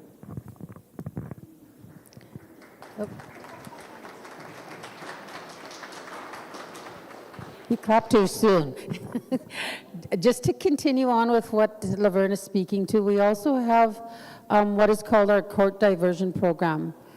And just recently, Opaskwayak Cree Nation was given the authority from the province of Manitoba Justice to administer our own Indigenous Law Court Center here in the Veterans Hall as a temporary location. We are looking at September to start our first court sitting. So there's a lot of work moving forward between now and then in terms of staffing up positions, identifying a long-term placement for our administration and our staff, and really shifting and pivoting our concept of what justice stands for. I always often speak, and many have heard me talk about our colonial system of justice that has never worked for our people. It continues to keep them in the system, over-sentencing and over-incarcerating and filling the jail system with our Indigenous young women and men. Our approach is going to be focused on healing and reconciliation and through offering land-based programming. We also have a land-based program that's going to be supporting all kinds of activities, whether they're working with land keepers, with trapping, hunting, fishing skills, whether it's our ceremonial people that are going to be helping with ceremony, and also any types of relationship counseling that might need to happen, grief and trauma counseling, and all of the other issues that are faced by our people through intergenerational trauma. I believe, is that the last slide you got, Laverne? Sure. Restorative justice overview, I spoke to it and I speak of it many times, and it's something that government services is going to be taking on as one of its key priorities over this next year, specifically in the months to come. So ongoing plans also include, as part of the overall program, our prevention, the land-based program, the Law Court Center, which is the foundation to the work that we're going to be doing in the months, weeks, years ahead. Also, the institutional liaison worker, who's also going to be getting clearance to actually visit inmates of OCN in provincial institutions, whether provincial or federal. And then hopefully the intent is to go nationwide to provide that link and that support to our OCN members. And then more recently, we've also started negotiations and talks, I should say, with Parole Services of Canada for what is referred to as Section 84 referrals. So we have had conversations with them in terms of people, our members, making requests to return home with a solid case plan to ensure the public safety of our people and also for family reunification. So we have workers that will be working closely with Parole Services, and we've just recently, like I'd mentioned, had a visit with them, I think it was on Monday, yesterday. So that's the kind of work that's ahead of us. On a larger scale, when it comes to justice, we know that we are currently limited with what are called band council resolutions, and even with bylaws, which have always traditionally and typically led the way when it's come to enforcing law. But we're shifting away from the old concept of the Indian Act ruling on us when it comes to justice. So we're focusing now and working closely with Edith Spence from Lands and Resources branch, who's actually mandated to look at developing our own laws that are going to focus on, like I say, community protection laws. And as a nation, as a sovereign nation, we have every right to establish and build and enforce laws that eventually fall under what hopefully will be a constitution framework for OCN. Justice forming a key piece to that. So we're looking forward to taking a look at how do we start moving forward. I know Edith obviously is not part of the presentation, but she's also in the process and working closely with the work that Laverne does in public safety in terms of developing ticketing enforcement and more recently trespassing laws, and not bylaws, but actual laws that are going to withhold within the court system. So there's much work ahead of us as we move forward with what we're going to be sitting, what's going to be held in court sitting, whether it is public safety, whether it's community enforcement laws, and even in conversations with Myrna Flett with Child and Family Services, discussions on Child and Family Services Court. So there's much work ahead, and we're looking forward to seeing how OCN progresses moving forward. Just on a side note, the Minister of Justice met with our leadership, and they heard what we were offering for our community when it comes to alternatives to a system that's focused on healing. And the comment we got back from him was that if any community can take lead and move forward and address the issues and the wrongs of our nation, Opaskwayak Cree Nation can. So we're being held to task to do exactly that, to make sure that the work that we're doing is going to be for the betterment of our people. So with that, I believe that concludes our presentation, and I think, Shorty, it's probably open for questions as well. So thank you very much. Thank you very much, Diane. Questions? I think Gordon had a question. Chief, did you have a comment? I want to communicate that, hang on, Elder. One of the things that in the presentation, I don't know if they did it, but with the town of Paw Fire Department and our fire department, we purchased a ladder fire truck. It was in the presentation? A 70-foot area ladder that has the ability to go 5 stories up or 4 stories up, but we didn't have that, so we couldn't build as high as we needed. But now we have that ability to share that truck with when it comes to emergencies and moving forward and how we move our infrastructure into the future. So I want to put a good collaboration on that, and congratulations to the government service team.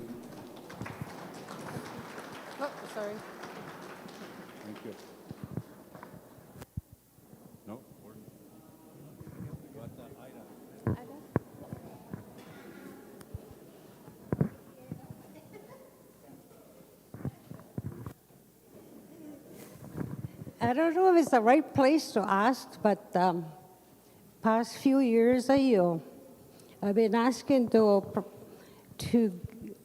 a few people along the way, I guess, that a drug policy be passed by council.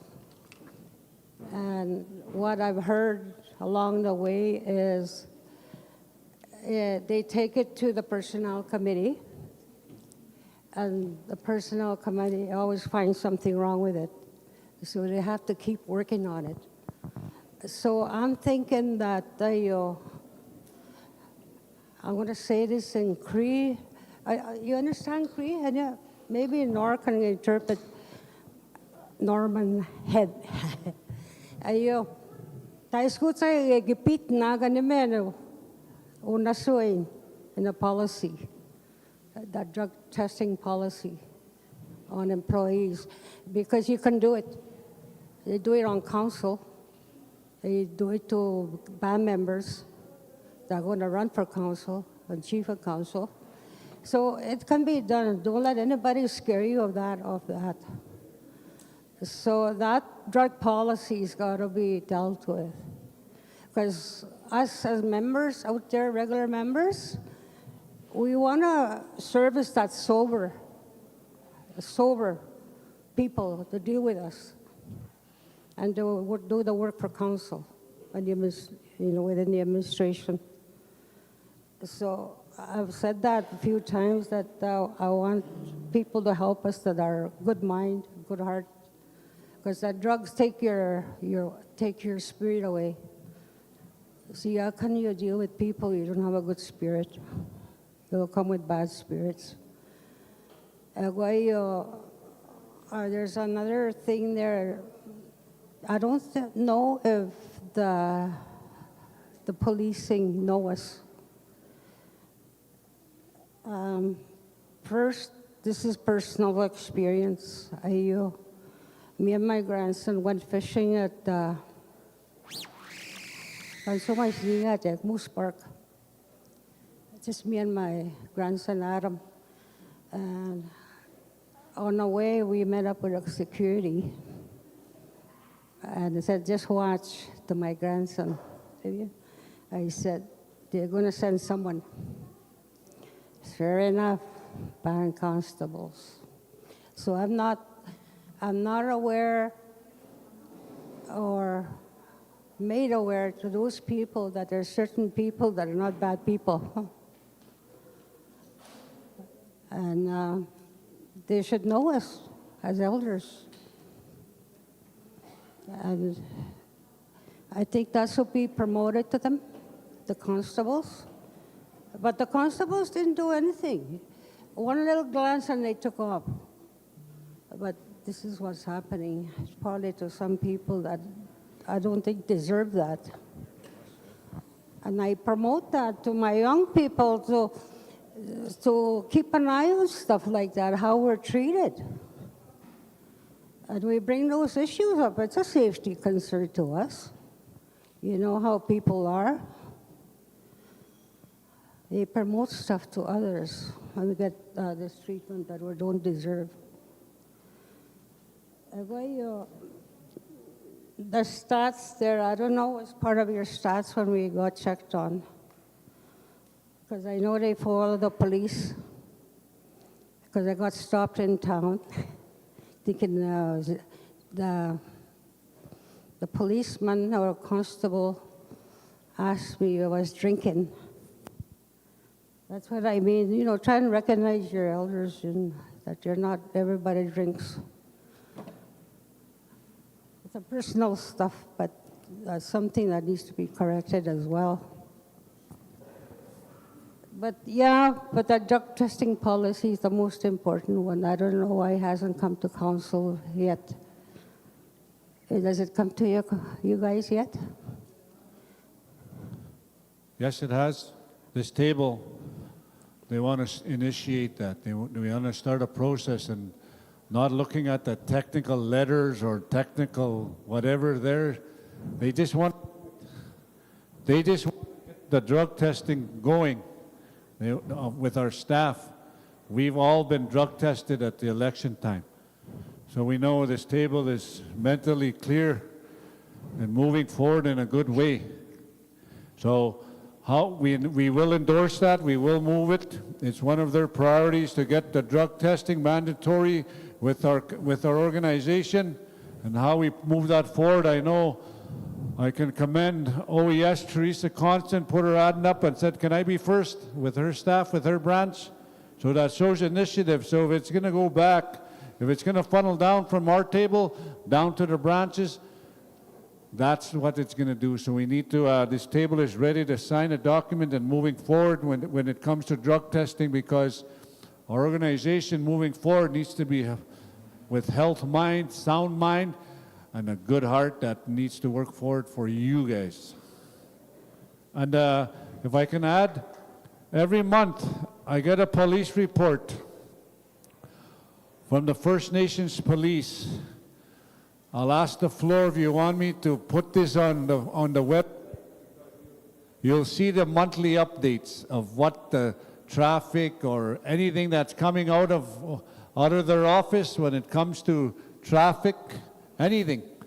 All the stats are here. I sign for this every month. If you want me to put this on the site, I'll do it. Yes? Okay, I'll do that. So you'll see the activity from the month to month, and that's what I'll do, Council. We got the direction for doing that from the First Nations. So I'll start with this one. And moving forward, you'll see monthly reports from the First Nations Police Department on everything, what's going on, everything will be in here. Thank you. I guess the question I have as well is to the branch, the police and you're recruiting more with police?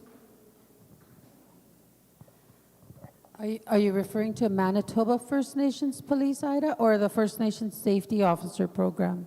Police.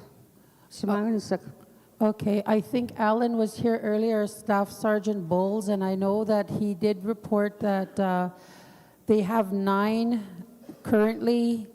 There was 3 more that graduated out of what they call Troop 4 graduation, which brings it to 12. And they've got 2 more joining.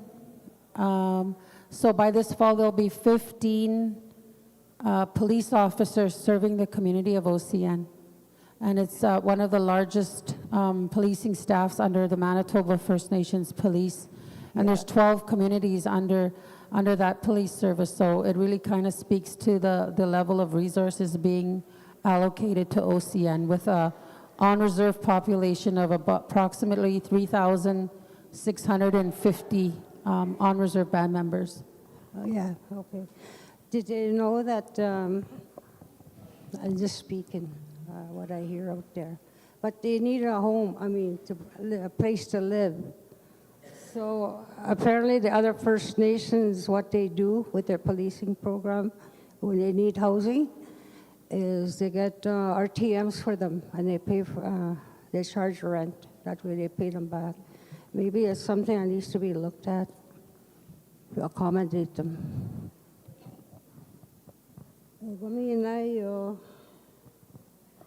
I'm just speaking on behalf of some people here. You don't have the guts. Just kidding.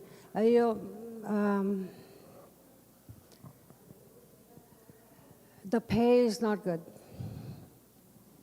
for First Nation safety officers.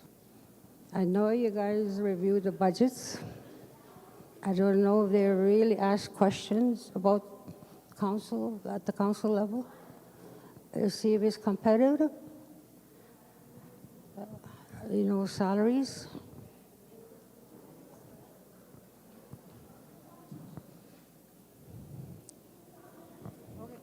For the First Nation safety officers, they all got an increase, salary adjustment, sorry, and they all make over $30 an hour.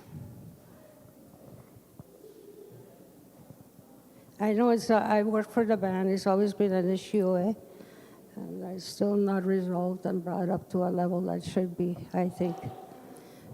Thank you very much for bringing that issue forward, Ida.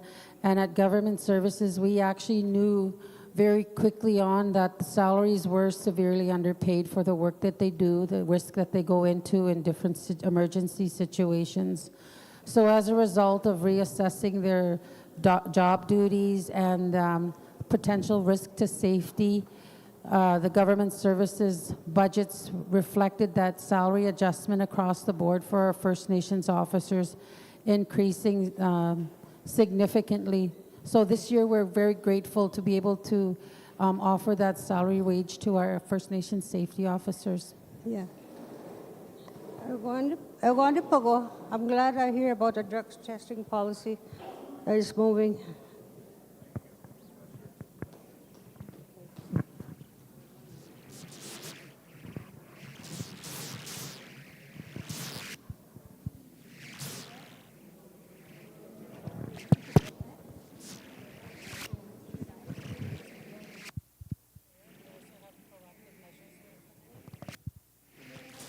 So just on another note, we wanted to just update the community. Sorry, I'll stand for the ones that can't really see.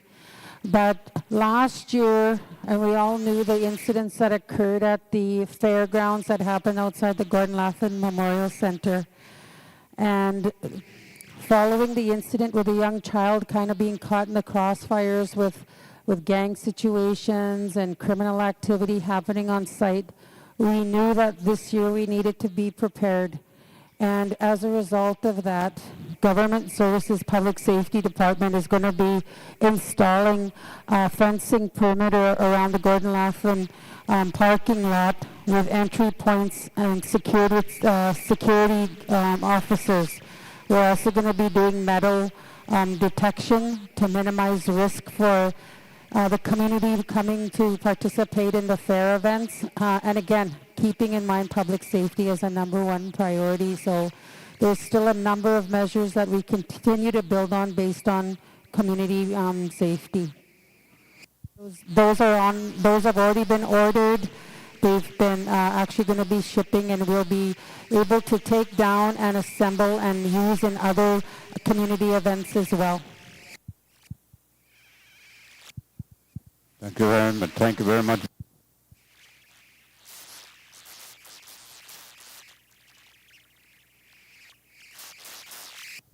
Check, 1, 2, mic check, check.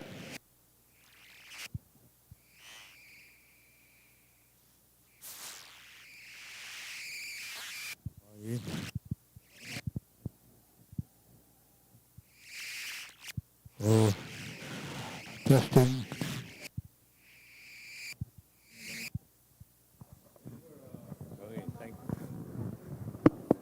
Hello? Testing, 1, 2, 3. I'm here this evening for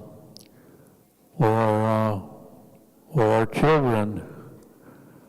We're losing quite a few kids through drugs, and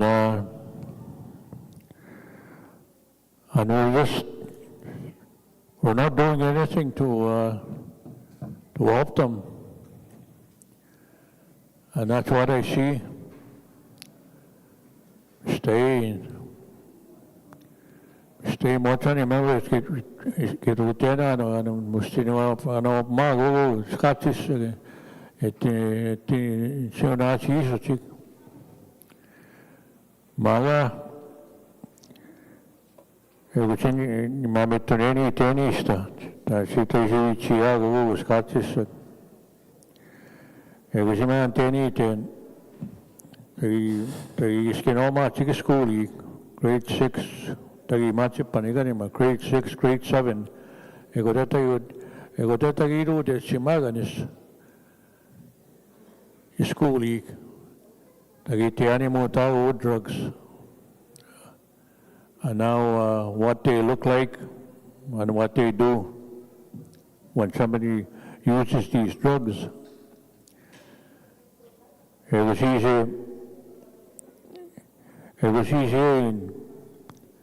they see get them ready. To get them ready for when they're tempted to use these drugs.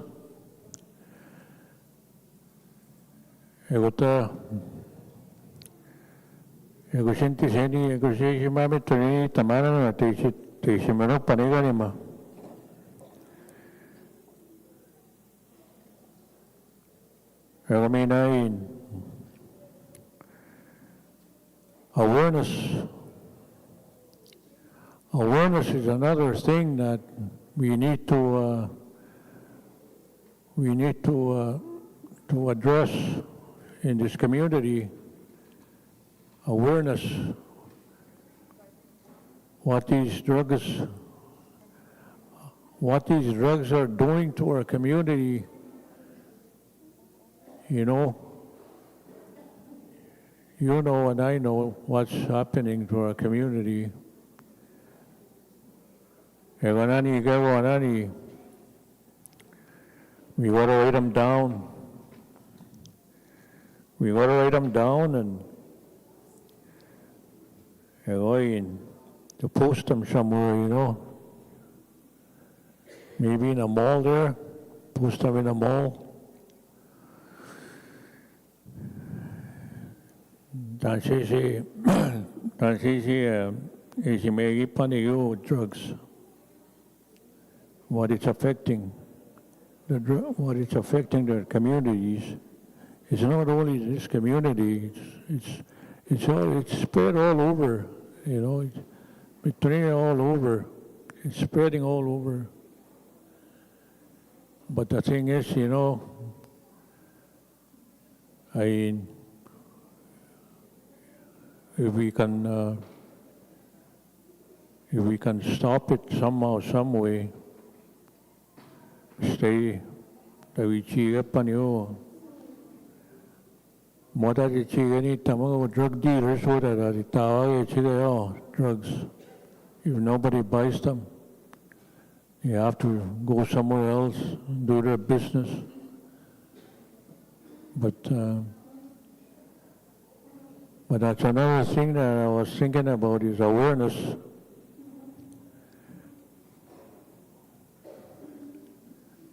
I mean, I was thinking about the police.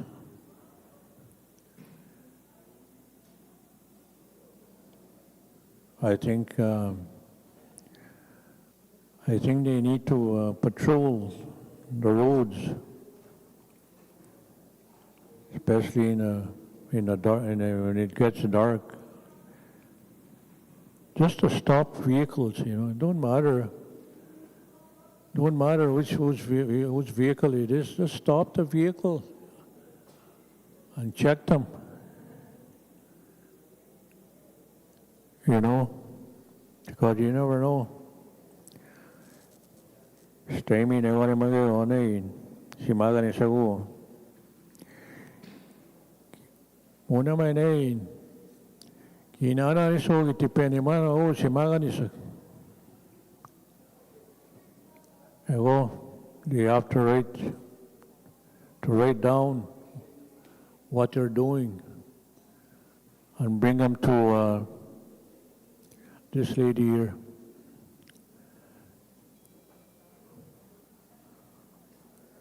A report.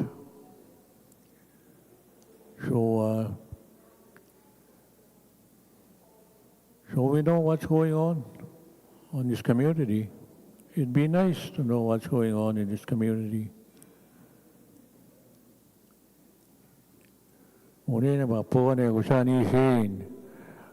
Write down a report and hide it somewhere. It's no good. Because we're all in this together. We're affected.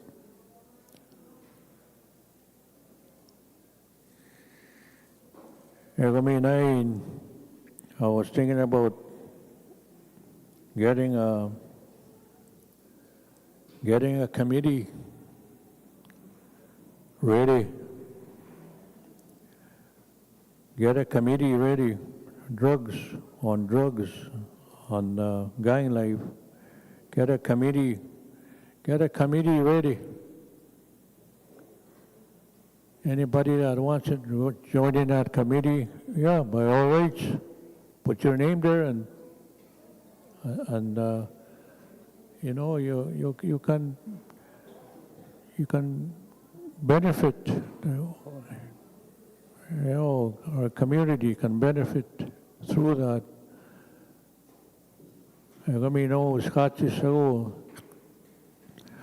Once they know what the hell is going on, what happens to somebody that uses these drugs, you know, once they know what they're doing, it'll be good. But those were the things I was thinking about, you know, at least have a committee for OCN.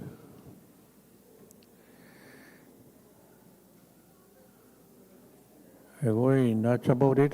These are the things I was thinking about when I came in here, you know, because I do care about the young people. I care about them. And if I can help them somehow, some way, by all means, you know, I'm here to help them. Thank you.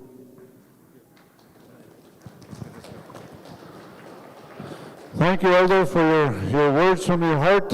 I know you spoke of wisdom, of caring. That's a lot of that.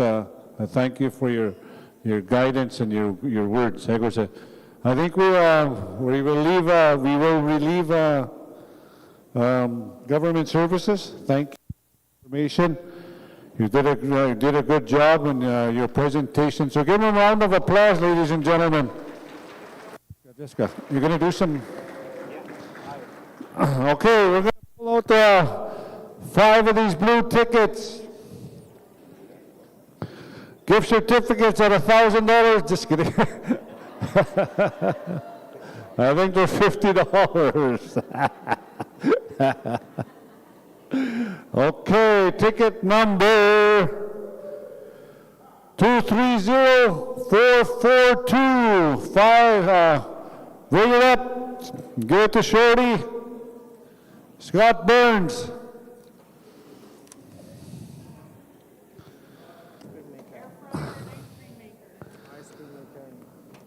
A Ninja soft ice cream maker for Joe Partridge.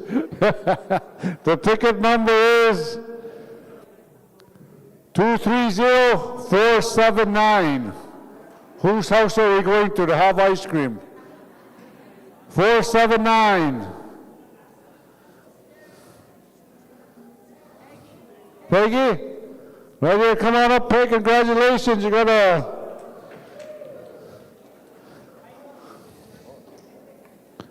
That's our third.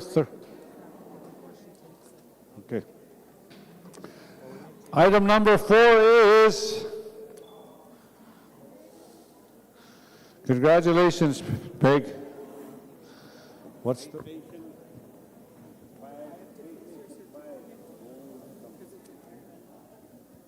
Look at this one. PlayStation 5 Gold Ghost of Unity Bundle. PlayStation, look at that. Blue ticket. 230421. Oh. There you go, Angie, yeah. There you go. There you go. Yeah. The 5th one.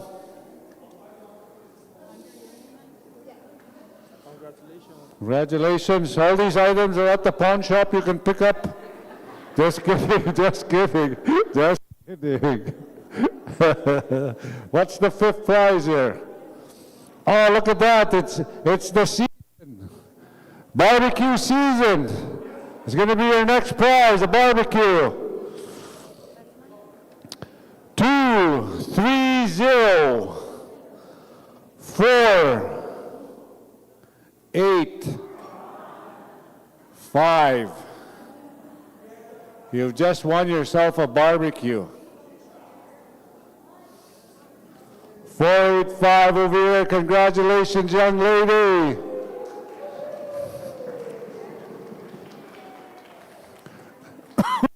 Glenn, can you bring your staff up here tonight? All of the staff come up, your supporting staff come up here, so that'll be the next presentation. I just want to do an update. Mother's Day is Sunday. Is Sunday. Council, along with CFS, are spending the day with you. We're going to start at 9 o'clock. We're going to have breakfast at 9 o'clock, Uta. And CFS is having a walk-in derby from 12 to 4. a walk, 12 to 3, a walking derby. And then there's probably going to be some races recreation is going to do. No? Okay, just kidding. 1 o'clock, council is hosting a bingo here. Bingo after Mother's Day bingo here. 1 to 4, come and join us. And to end the day, we're going to have a supper. End the day with a supper. We want, I just want, we've been going through a lot of heaviness, right? And spending, who else do we want to spend our community with? Is mothers, the ladies of our community, to come out, to come and have your day with us. Mr. Mayor, Deputy, you're more than welcome to come and join us for breakfast. So that's what we're hosting on Sunday. So that's, I just wanted to bring that. There'll be full everything. Everything's going to be a big meal all day and a bingo. So I have the last presentation is going to be the OHA branch. They're going to have the stats. This is where the addictions, this is where all of the stats are going to come out. From the questions are going to come out. So let's hear their presentation, so they can we can have a healthy discussion on it. So I let them introduce themselves. Moving forward, so we have a health staff team here, and what they're going to talk about. There you go, ladies. Hello, good evening. My name is Donna Asmus. I'm actually the Community Wellness Manager at Opaskwayak Health Authority. And we take care of the community wellness services for OCN. And I wanted to come today, sorry, my voice is very scratchy. Still kind of going through puberty. Just kidding. But I wanted to go through with you about the treatment center referral process.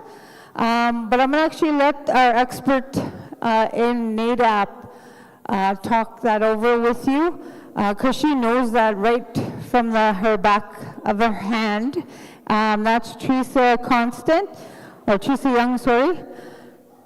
So I'm going to give it over to her, and then we'll talk more about the community wellness programs that we have for the community. Our presentation is super short. I didn't want to keep you guys long. So here's Teresa.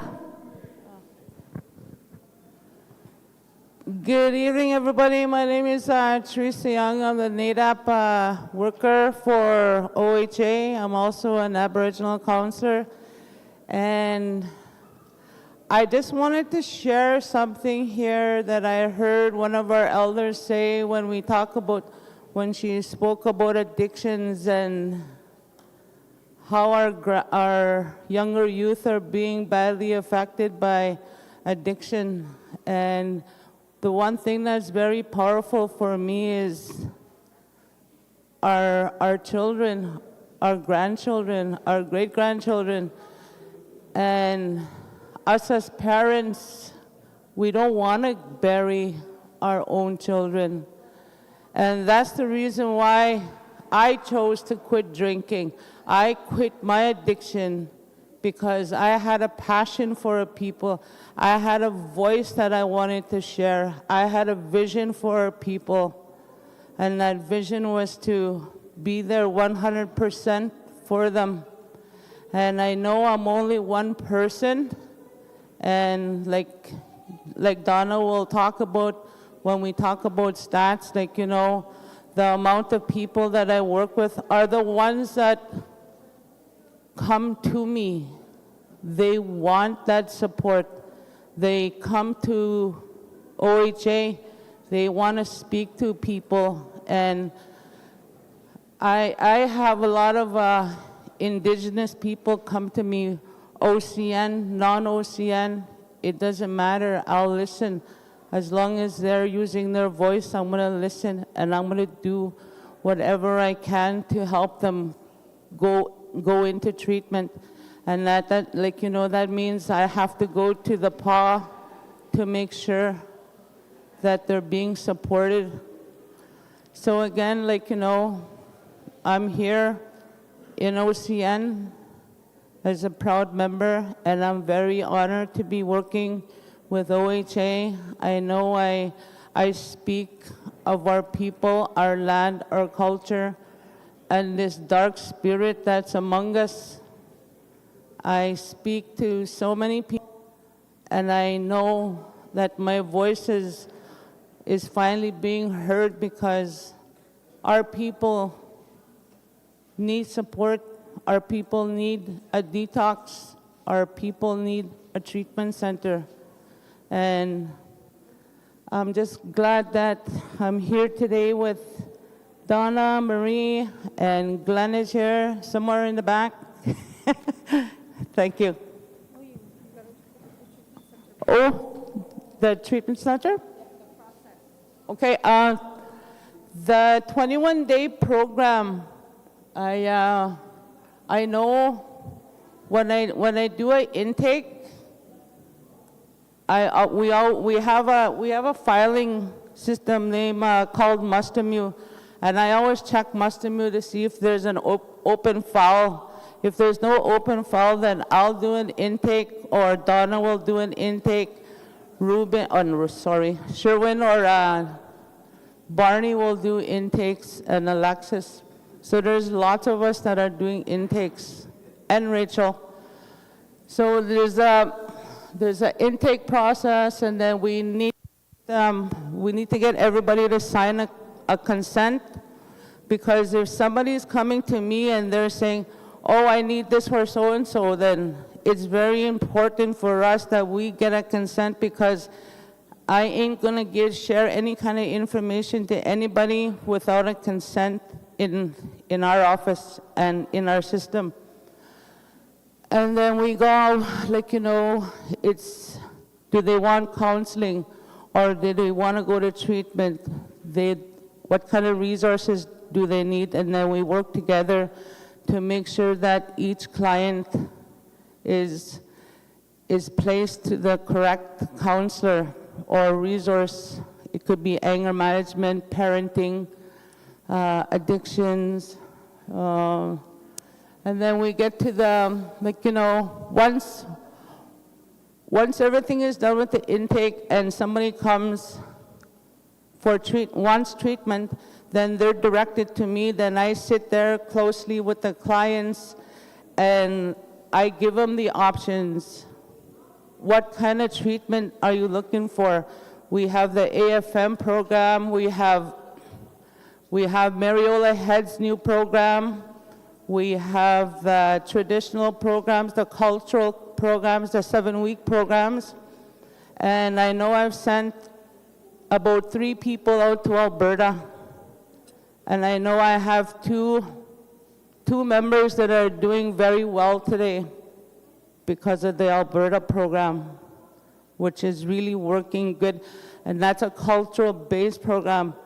And, like, you know, the aftercare is really good, and it's working. And, like, you know, the confirmation of appointments, we work closely with that. And job is dealing with, like, maybe 10 to 15 walk-ins a day, and that's overwhelming because it's a lot of collecting data and information, and the application itself could be very heavy, and especially for the members that do come in, and, like, you know, their readiness skills are not up to date or where they should be. So we work very closely with them, and a lot of our people are not going to admit that, and that's why they always come and see me. Oh, I want to go see Teresa because she understands what I'm going through. She understands because she's been there.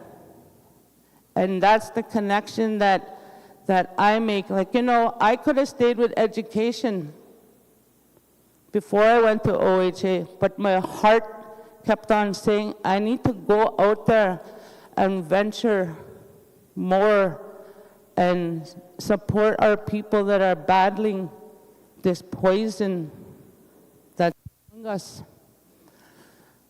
I can't see that. Wait.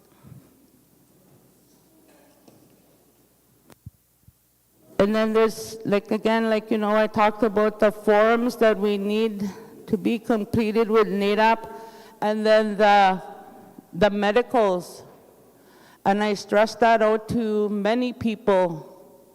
No treatment center is going to accept an application without a medical. Because if I was to go to treatment and somebody sent in my application and the medical wasn't done, and the treatment center sends it back as incomplete because they don't know what's wrong with me. I could have, like, you know, I could be suffering from a serious illness like type 2 diabetes and go to treatment without the proper medication. Like, do I need insulin? Do I need metformin? Like, important things like that need to be recorded. And it's very important, like, whenever I send out a referral and somebody gets an acceptance letter, then I'm not done there because I need to prepare the clients. I have to sit there for an hour and talk about the rules, the program, and the medication. The most important is the detox. And it's really hard for me to send our people out to treatment without a detox.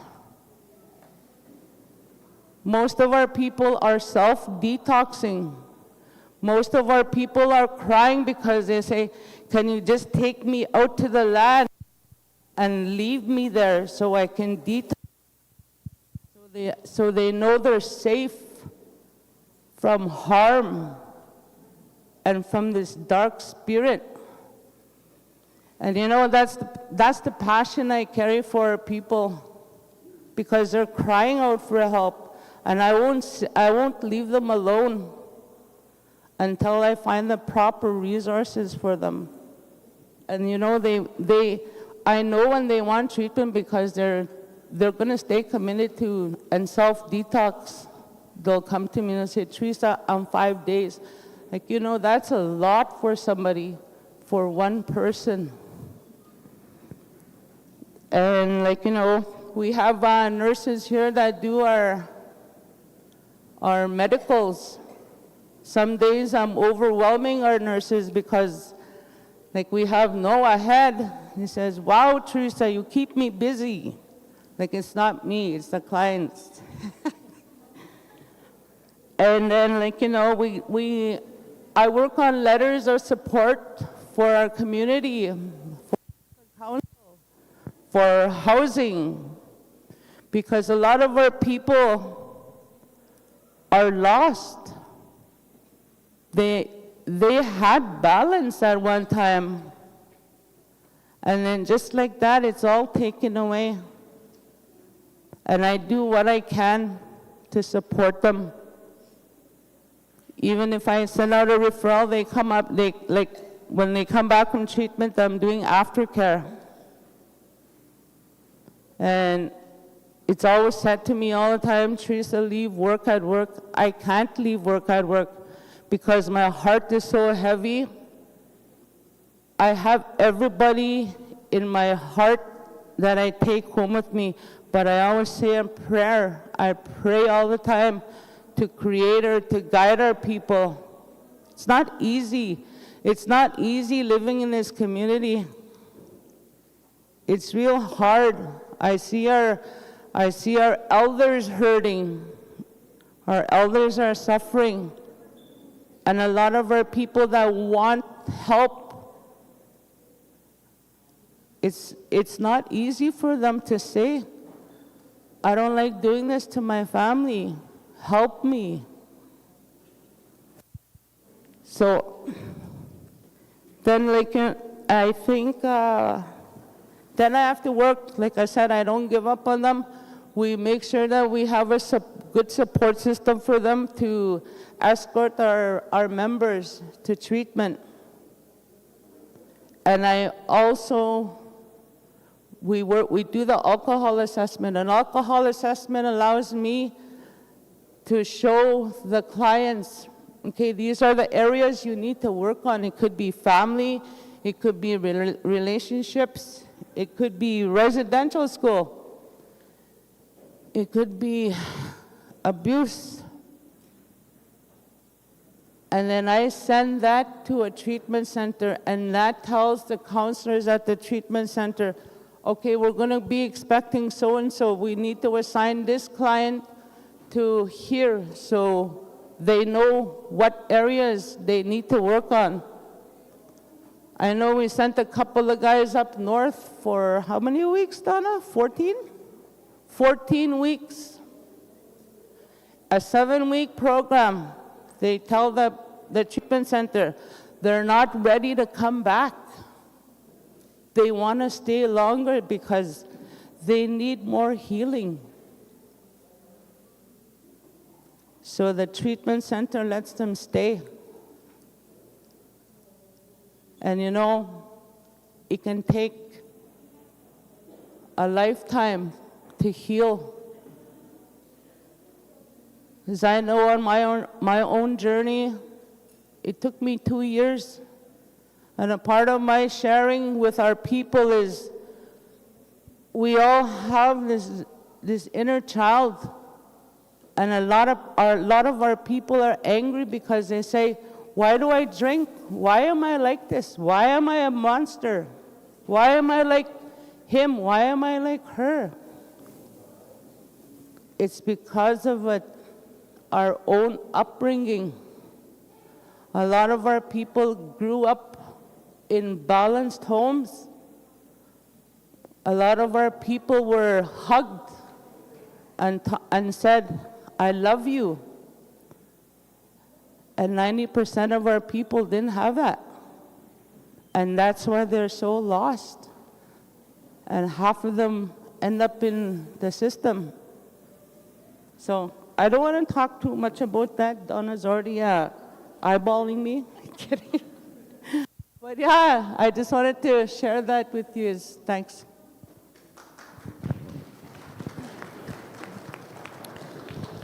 So that alone is the treatment center process. It could actually take up to at least 2.5 hours just to actually do the actual application, just because sometimes the clients don't know how to read or write.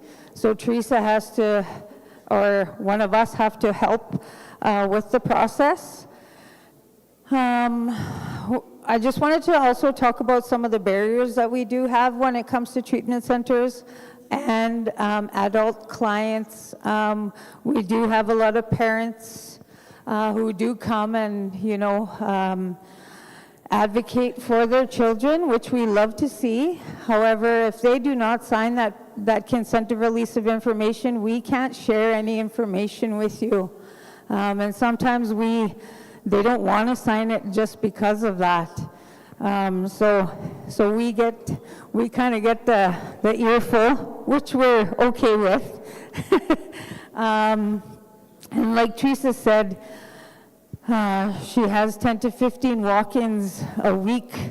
So we try to assist her to get the people seen, just because they want to get sober today, you know, and we don't have the resources, especially detox, to get them in there when they need to right now.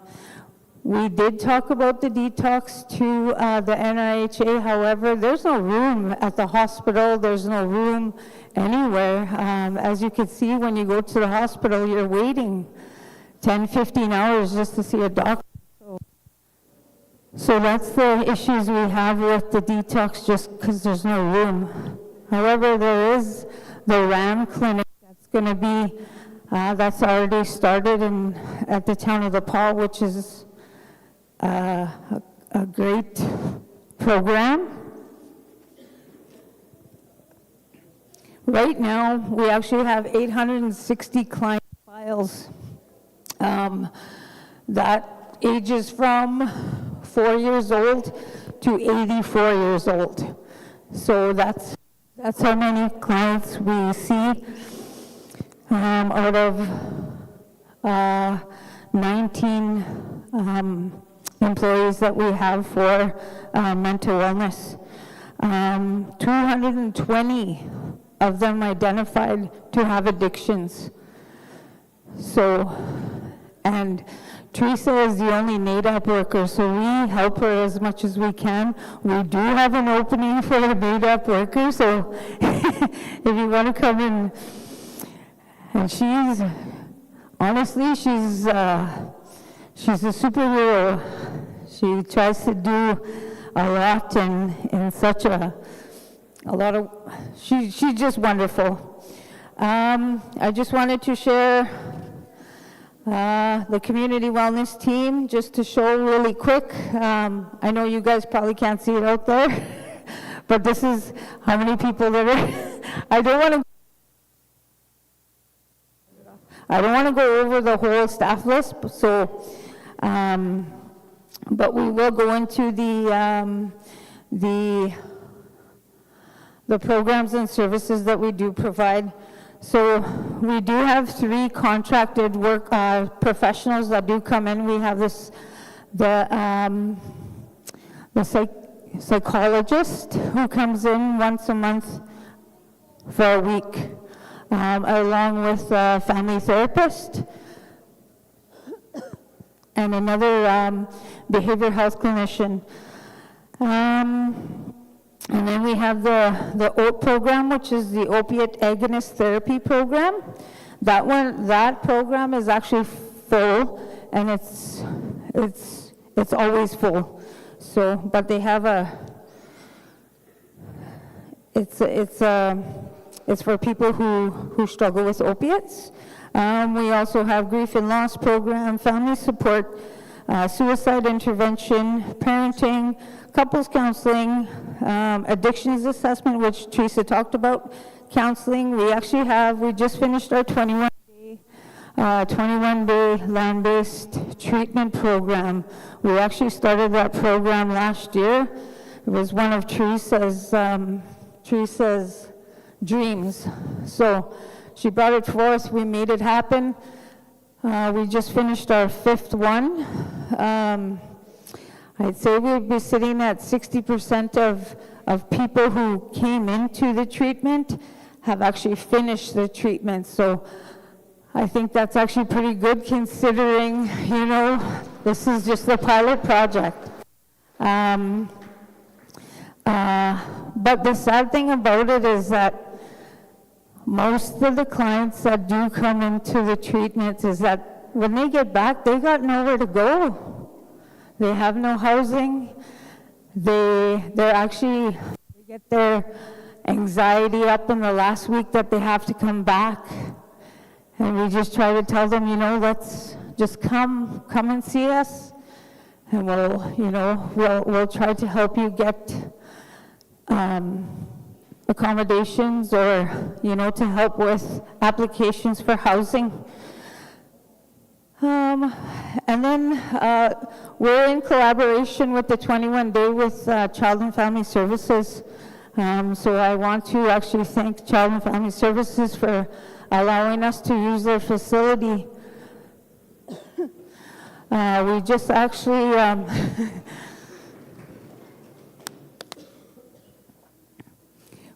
actually met with CFS again this past week, and what we are doing is we're gonna open up another 21-day for the youth ages 20 and under, just so we can get their get them help as well. So, and then of course we have our spiritual guidance, healing, sweat lodge ceremonies on a regular basis. We have anger management once a month. We actually have lots of angry people. Those classes are full all the time. We have nonviolent crisis intervention. And then, of course, we have off-site counseling offered upon request. And that's what we do. So if you have any questions or if I missed anything, Marie? No? No? Okay. And we're...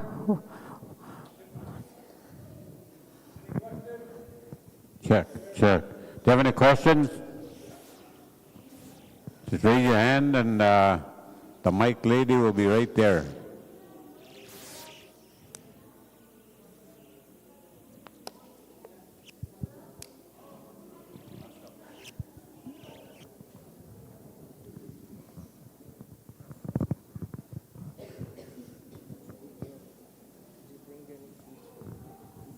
No. Were we supposed to? Check. Check, 1, 2. Check, 1, 2. Sorry, go ahead.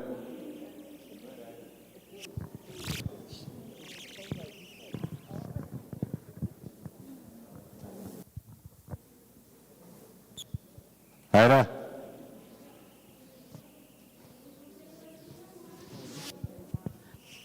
Can't hear you.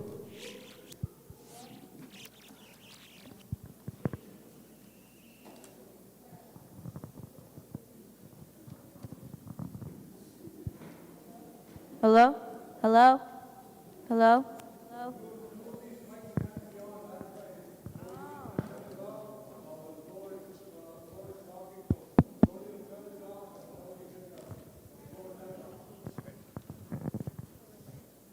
Is it working?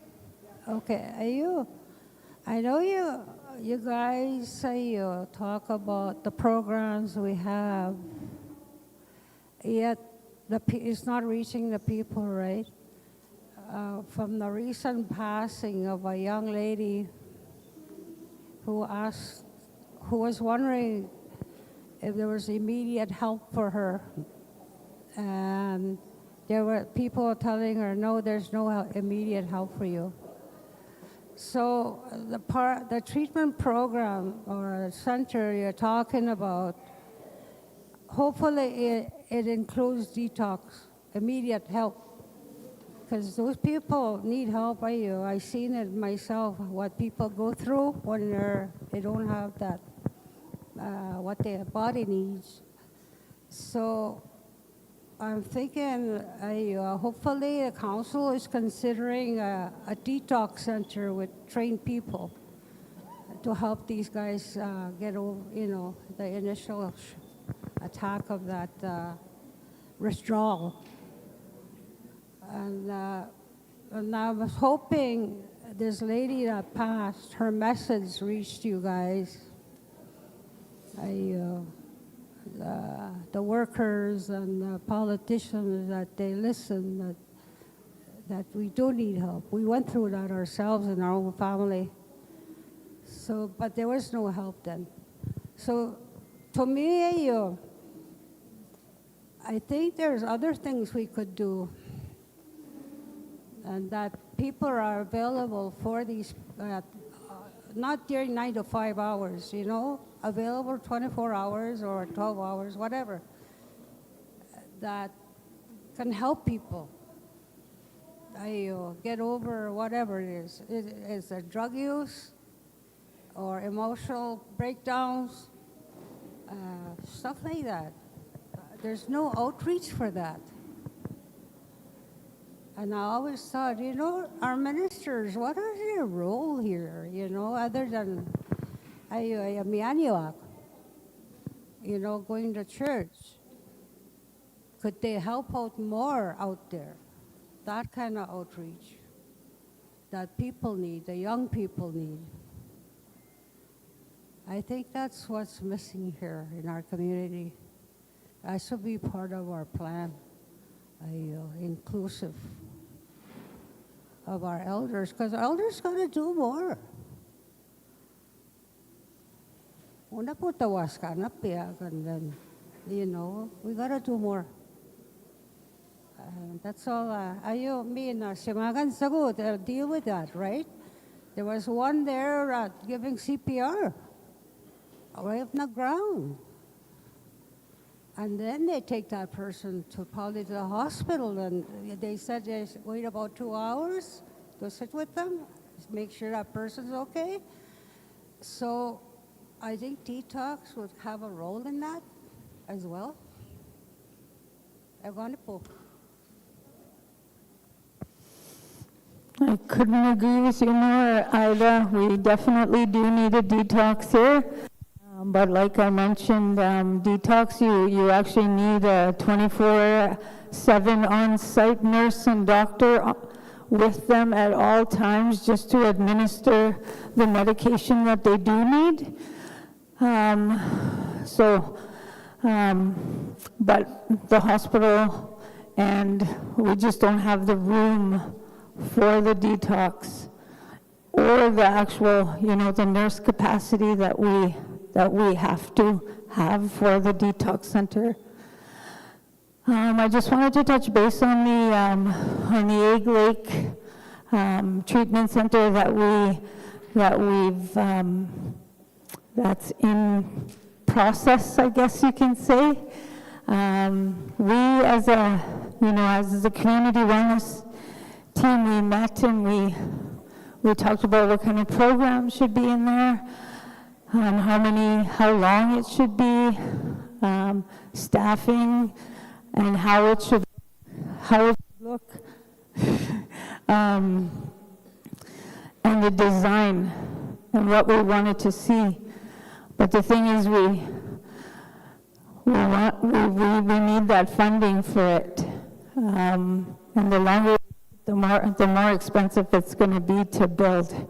So. Go ahead, Mark. Thank you. Thank you very much for that question, Ida. I just want to reference Teresa. The ratio is 1 to 3,500 people. She needs a round of applause for helping our members that need that help. She's working, doing a good job as one.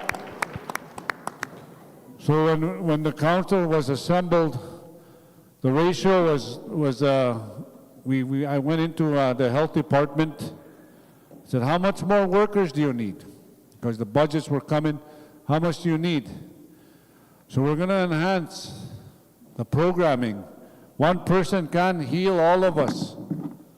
We got a department that's doing a lot of work when it comes to mental health, wellness. They're all contributing in one way or another through their networking, whether it's CFS. They're doing that. I'm going to announce right now. So there's peace of mind, and I know it's after the fact. God bless those souls. God bless those members that have went to the spirit world and their families through the loss of addictions and needing that help. We could have done preventative measures to help them, but we're at capacity in central Canada and central Manitoba, where we have to send our people west and south, even the 6-month wait. That's too long. So right now, I'm going to commit, the council's going to commit, I'm going to put them to task to commit $59 million for this treatment center. That's going to come up right away. So that's the announcement I want to use. Our community deserves that investment. Our community deserves a chance to have that hope. The cry in our mothers, the cry in our grandmothers is real. This table is going to make that happen for you. I thank the staff for the ongoing support they're doing at the ground level to address those issues moving forward. But we can't do it alone, Opaskwayak. The support comes from you as members. to do this process. So we have Glenn, the ED, we have, we need professional, we need our young people to go get those professional jobs, the degrees, all of that. We need to plan for these facilities so they're well equipped with human resources and they're functional. Because these facilities need our people. That's you. So we need to promote this awareness to the education system from grade 7 to grade 12, to the degrees, to universities, to prep them for what's coming, so they can be seated down in those jobs. That's what we need to get ready. That's what we need to prep our community and our kids for. So I want to make that announcement. This commitment is real. It's an investment for tomorrow. I thank the council and Glenn for doing their part. It's an ongoing, it didn't happen. It was happening starting in 2009 or in the 90s, when we seen the addictions coming in, when the real drugs were entering our communities. It needs to be done, and it will be done in this mandate. In this mandate, I commit to you as your chief, we will get our treatment center up and going. That's my commitment to you, Opaskwayak, the elders, the mothers, the grandmothers, the fathers, to the young people. That's my commitment to you tonight. So we can have a peace of mind and a sleep, knowing that we're moving in a healthy way. So there's a gap, and see, they talked about a gap. So you have the 21-day, and then what? And then they fall back where they just came from, and they're back in the program. So we'll have a 21-day, we'll have a treatment center, we'll have employment, we'll have housing. So all of those things need to be filled up. That gap needs to be filled, and that's what this council is going to do, along with the executive directors of our community. We can do this, Opaskwayak, and we're willing to do it. We want to do it, and we will do it. That announcement will save lives moving forward. So I wanted to say that tonight, and I commend the staff for doing their part, and our elders, and even the other facility that's missing in the community. This table has committed to the elders and youth center. That gap is going to be there, so the youth and the elders can collaborate and communicate and talk about tomorrow and how our elders play a big part in our youth's lives today and tomorrow. So they've committed to that. So you need to fill these things up. We need to deal with the human side of our community. Money is not the answer. Now we provide the human side of services. And that's what we're committing to ourselves to do on your behalf. So we can have a fighting chance. Our young people in the addictions can have hope. That's what we got to give them. And that's what we need to focus on. If we focus on the stuff we're not in control of, we're going to lose more young people. As your leader, from my heart to yours, I'm committed to the process, to helping your loved ones, your family members, and moving forward and addressing addictions. That's my commitment. So let's help each other, help tomorrow, so tomorrow will be a little brighter for our families. That's what I commit myself to. And this council does too. So thank you. Any questions? I'll take any question right now. April, and then we got Pauline. Just kidding, Max can answer them. Teresa's going to answer them. Hello, hello, hello. Hi. Okay. You talk about 1 person helping 3,500 people, and you talk about hiring more people. So, what I want to ask is,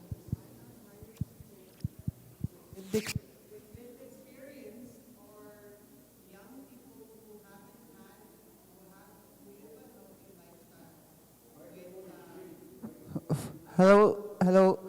Can you hear me now? Okay, so why not hire people with lived experience to help her, and then get them into that training, what she has, in order for more people to, like, I have lived experience. I became sober, but we're going through all this red tape saying we need a bachelor's of art, we need a bachelor's of science. That's not what they want, but you know what I'm saying, just as an example. Why can't we hire people with lived experience to help her for now to get those bodies in for young, healthy adults that live a healthy lifestyle, drug and alcohol free? Why can't we get those people to help her instead of having this tons and tons of education, which takes time, when you need those bodies now for a solution?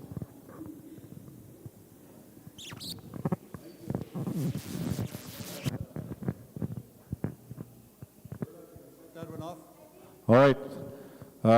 Thank you for your solution. I know that's a very an idea, because Teresa has a story. She shares that story. That story didn't come from the books. It came from her journey in life. And you're right. You're absolutely right. People that have experienced that, we need to harness that to help our members in our community and have them contributing members to Opaskwayak when it comes to addictions, because that story is real. She has a story to tell. But no university will tell that story. No university book will tell you that story. So we'll take that into consideration. Your recommendation will be seriously looked at, and how we bring on male and female with that same story to share and help to combat addictions, and how we're going to move forward. So thank you for that, for sharing that, and we will seriously look at that. Okay? Pauline.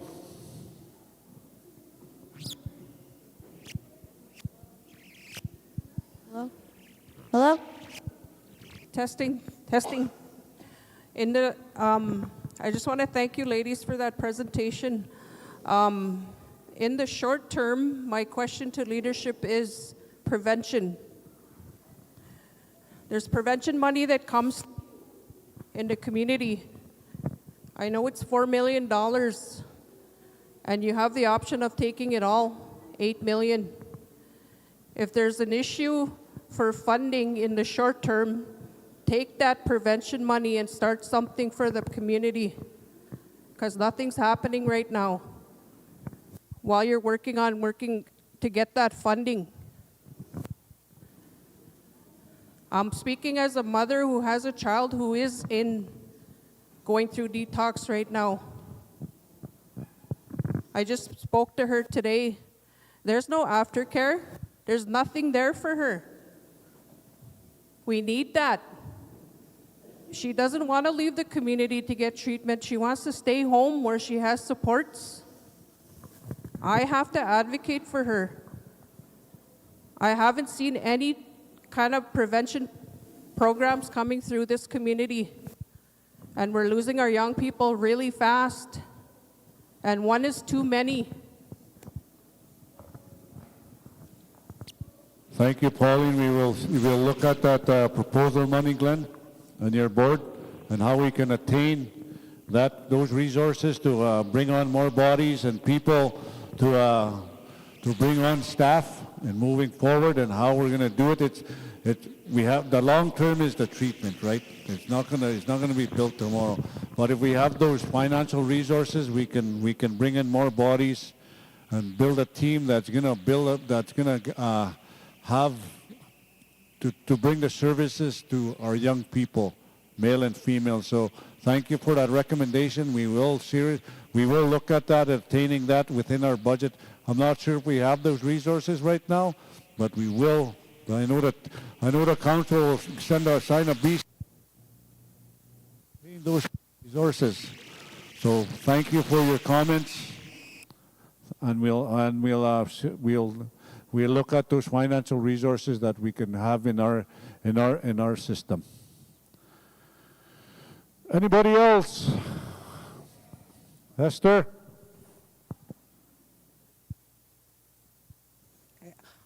Hello?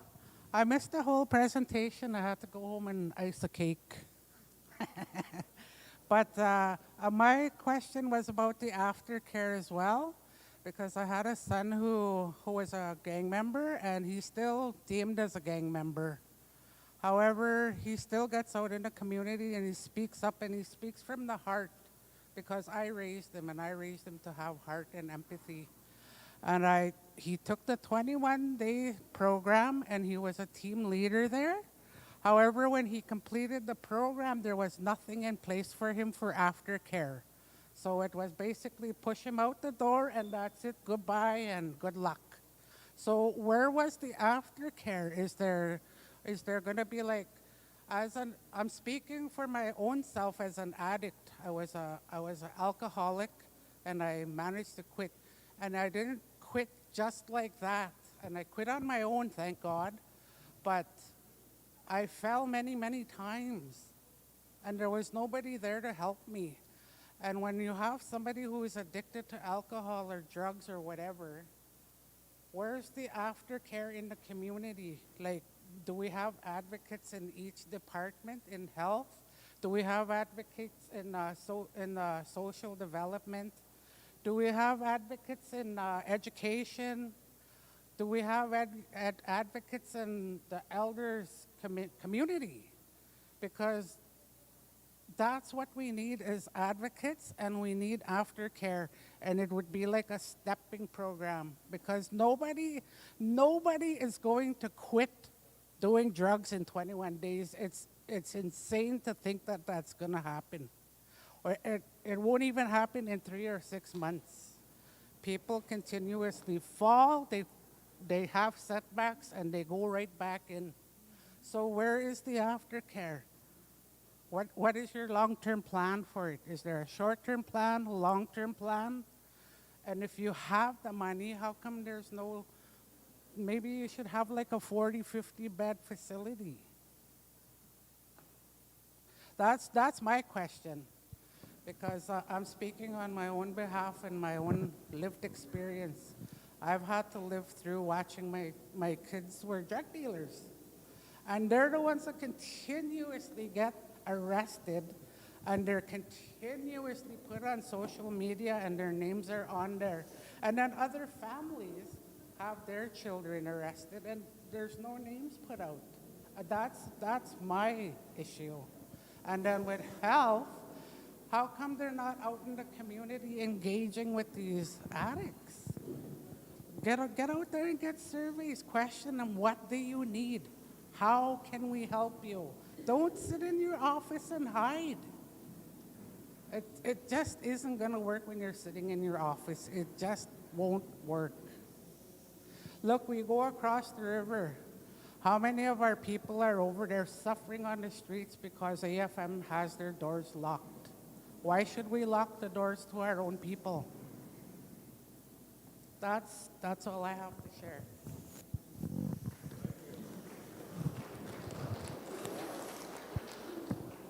So I want to address the aftercare. We don't have a strong aftercare. We have the behavioral health clinicians, which are the counselors who would need to touch base with our clients to make sure that we're following through with their aftercare. So, like I mentioned, we do have 867 files, client files that we work with, and we have 19 workers.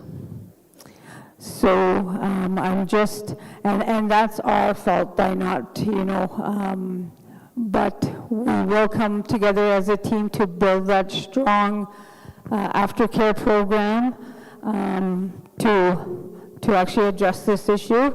But I know I do reach out as much as I can to if I can't get a hold of the client, I'll get a hold of a parent and just ask how they're doing and if they need help. That's all I can do, or we can do. And it's not a mandated, it's not a mandated program where it's also up to the client to come to us as well.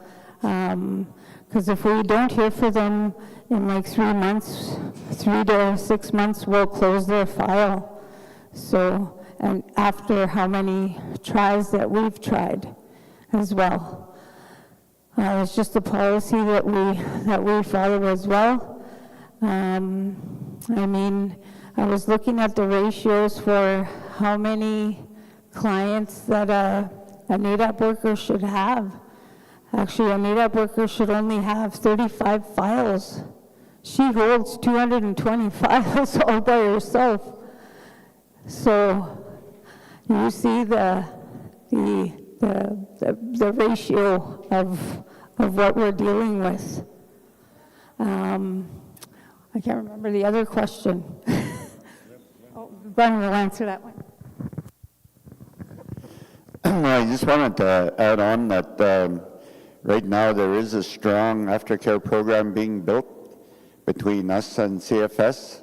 Child and Family Services is going to be building, I think right now they've got plans for 5 units that'll be used for aftercare. And also we're going to be building a specific program for, as Donna had said, youth. I think it's 20 and under. And then also our, if once we start building our addiction center, we are also building up our aftercare program outside of the addiction center here. And we're going to focus on family development, because when a lot of our people go home, that's where the worst problems are. So we're going to try and make sure we heal all of them so that they can function in a good way and move forward in a good way. We need people in the future. You know, as the chief said, there's some huge projects we have to do right on the horizon, not far. So we need people. And when I ask people about our community that are having addictions, they say it's the worst it's ever been. It's the worst they've ever seen our community. And the future, they say, is really bleak. So we really got to work on our community. The people that need help aren't here. They're not hearing us. And we need to reach them. They're not going to come to meetings, but those are the ones we need to help. So we're really going to work hard to make sure, as Donna said, that aftercare program works in all sorts of ways, from getting professional help to having, as the chief said, a house to go to after all is said and done. So, you know, that's as far as we're going to go to try and help out our community and bring out the population and the people we need to work and get them strong again. And I think, you know, that'll be strong enough to get most of our people going and most of them out. But in the meantime, we got to do different things to try and help out right now. You know, everybody's worried about the right now. What are the answers right now? So again, we really got to work fast to try and build those answers. for our community, for those people that we don't want to lose anymore. Our population, you guys know that the deaths are going earlier.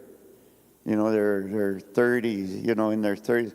A lot of them don't even reach 40, you know, because of the amount of drug use that's out there.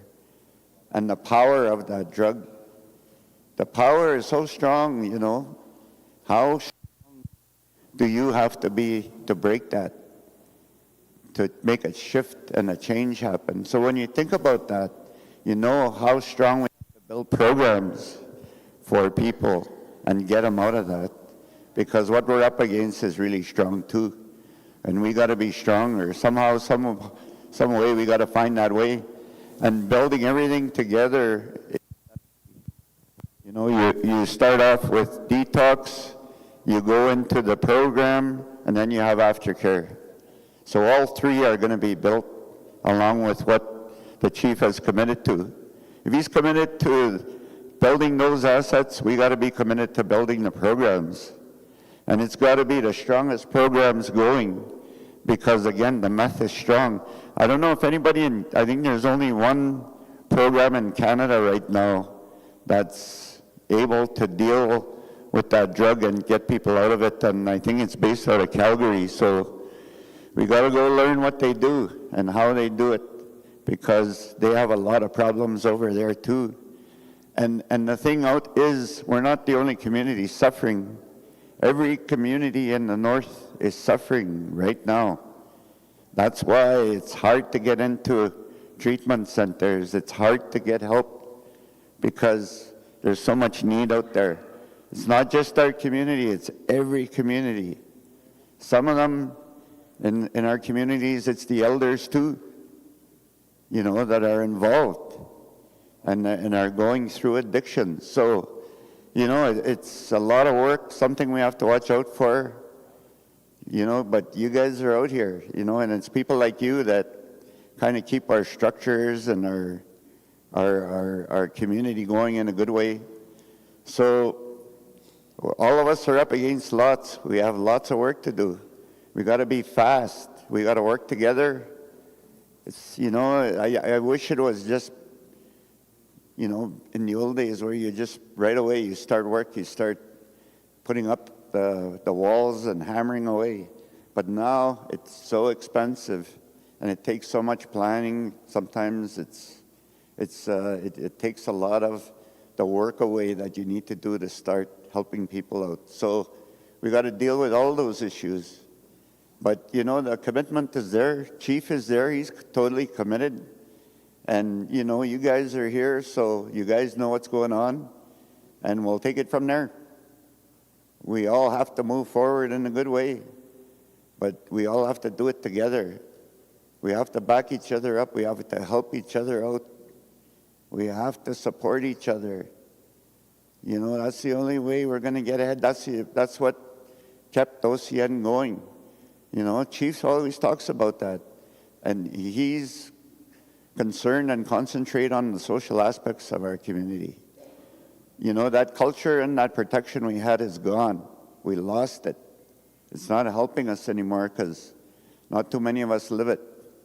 It's a good thing to remember. Maybe we could pick up some of the strongest cultural aspects of our community that kept us safe and functioning in a good way when the doors were unlocked.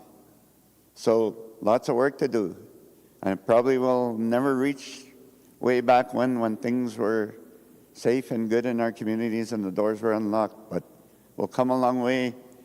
We can promise you that. And we also need to look ahead. Don't look back. Because when we look back, we always think of the worst things. I do anyway. It always brings me down big time. So let's try and look ahead and try to think of the positive things we can do now that we're here all together and into the future. So, you know, for the staff here, they work hard. They got a lot of, our community's mental health is really poor and they've got a lot of people, you know. And I know how that is too, because even my mental health was bad for a few years. And I needed to talk to people just to get grounded again. So I know what that's all about too, and it's tough, but we got to just keep going and trying, you know. So, you know, going forward again, you know, the world, it's a tough place and it's a hard place, but we all have to live it. None of us want to die. So let's try and do the best we can moving forward together. And I'll give it to the chief now.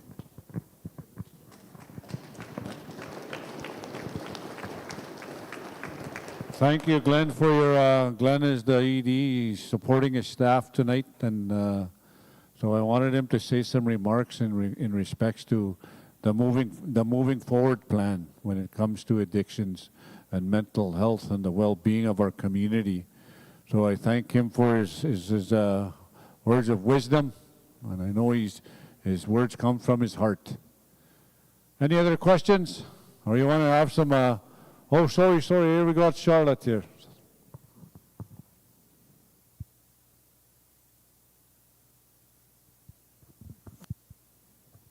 Hi, good evening.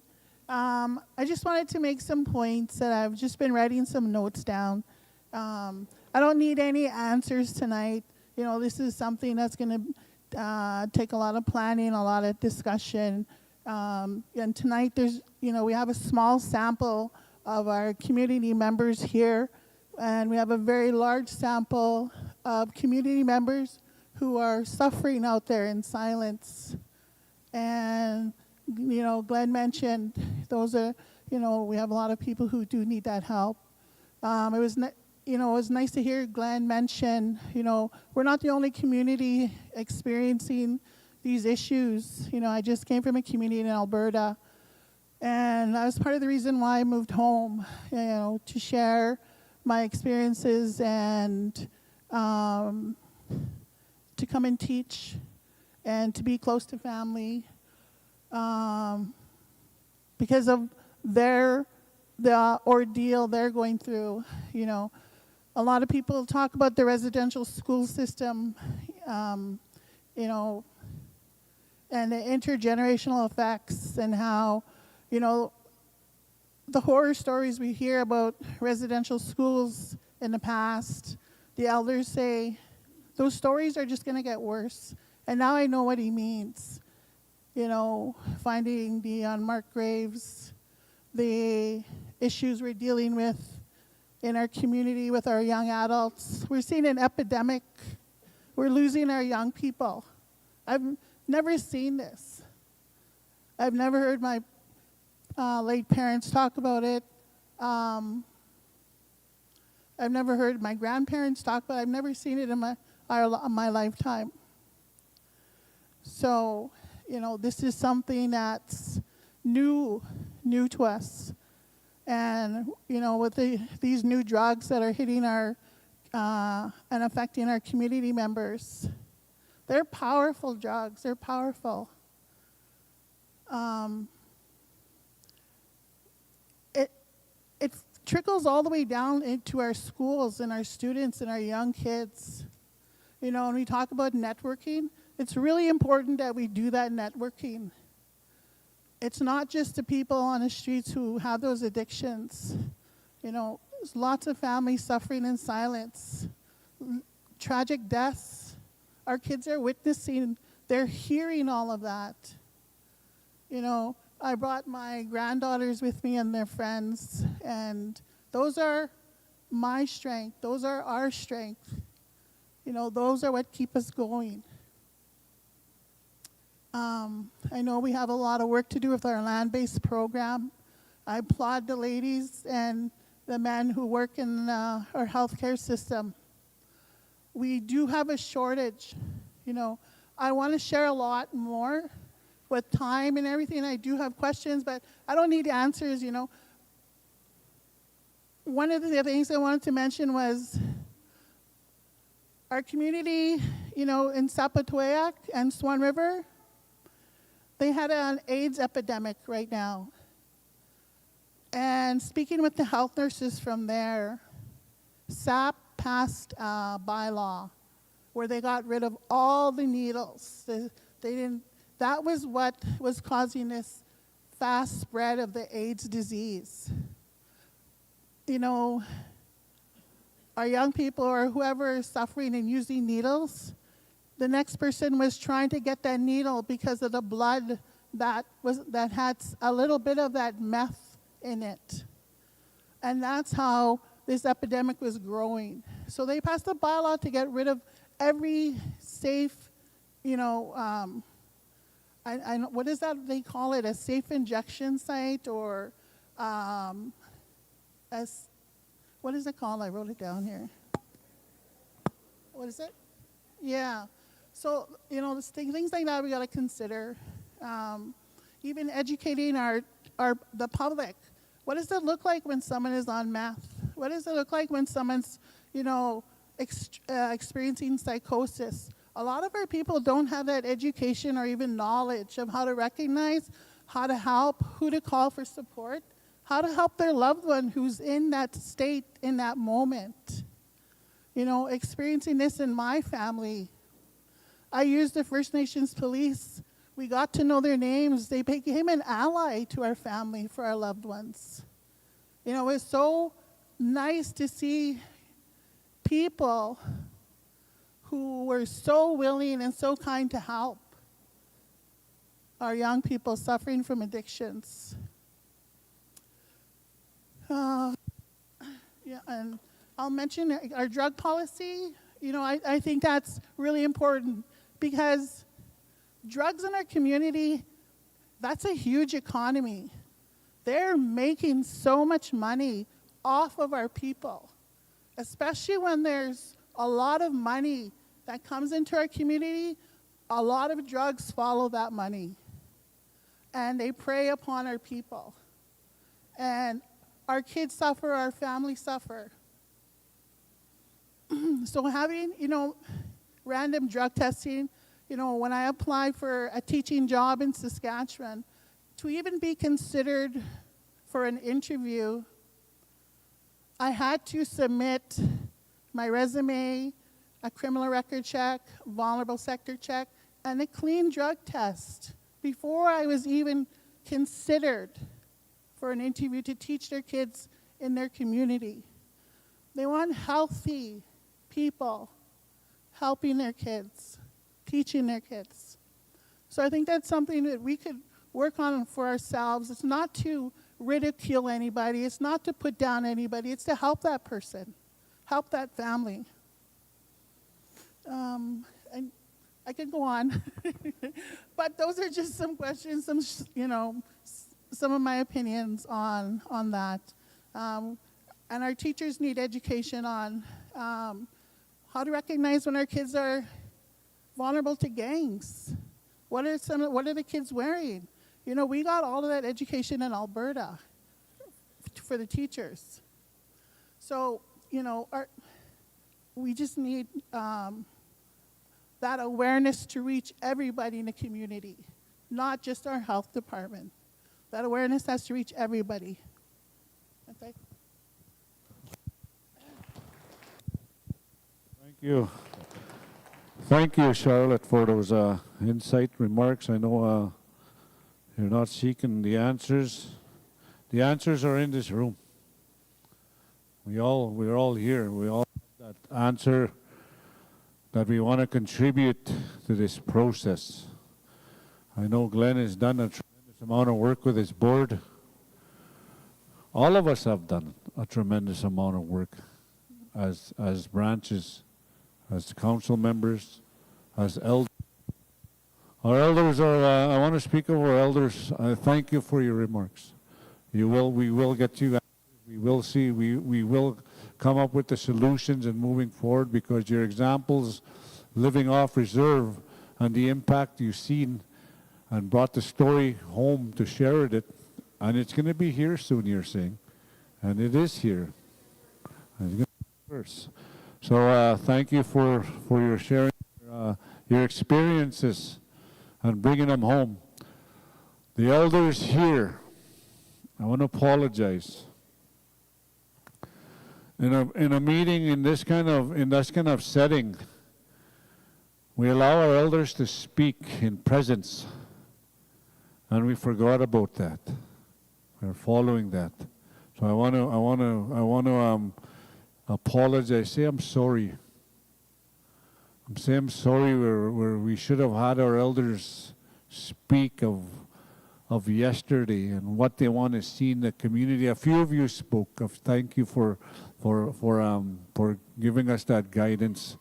But you know, the elders sitting here in this room, they want to see the movement forward, like Glenn said, moving forward. If we look back, like he said, it's not going to be, we're going to have a hard time looking forward if we get stuck from the past. So I apologize to your elders, to the elders in the room that are here. A few of them went home, but we need to get their insight too of how they feel and what they're thinking. So I want to apologize for that. We should have done that in the beginning. Bird, you should have got up. You have a microphone. I just. So is there any other questions before I close off our session? I know we got some prizes to give away. Ulu, what kind of prizes do we have away? Las Vegas or NHL playoff game or anything like that? Thank you, Health. Give them a round of applause, everybody.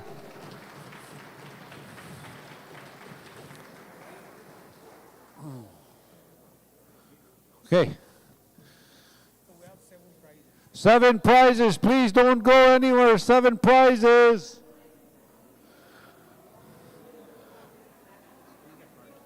A Visa card, last 230 393.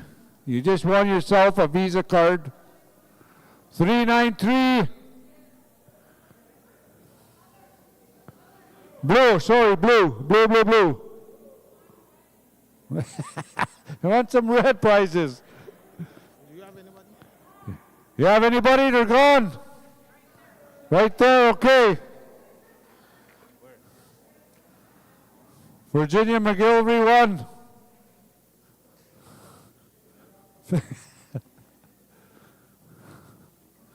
Blue ticket, 230467. 467.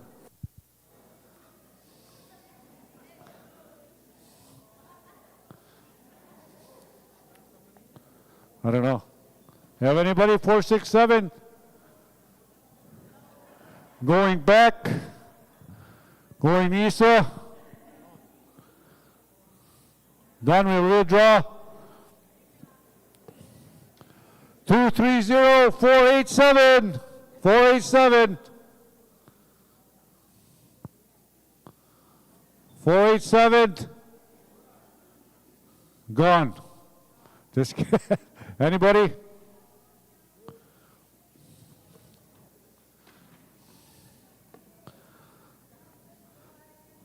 $497. Last 3 numbers, blue ticket, 497. Yeah, right here, Charlotte. Councillor Chris will give that. One more $50 Visa card here. Last 3 numbers, blue ticket, 463. Oh. Oh, Keechigan, right on, Keechigan. Give her a round of applause. What else we got?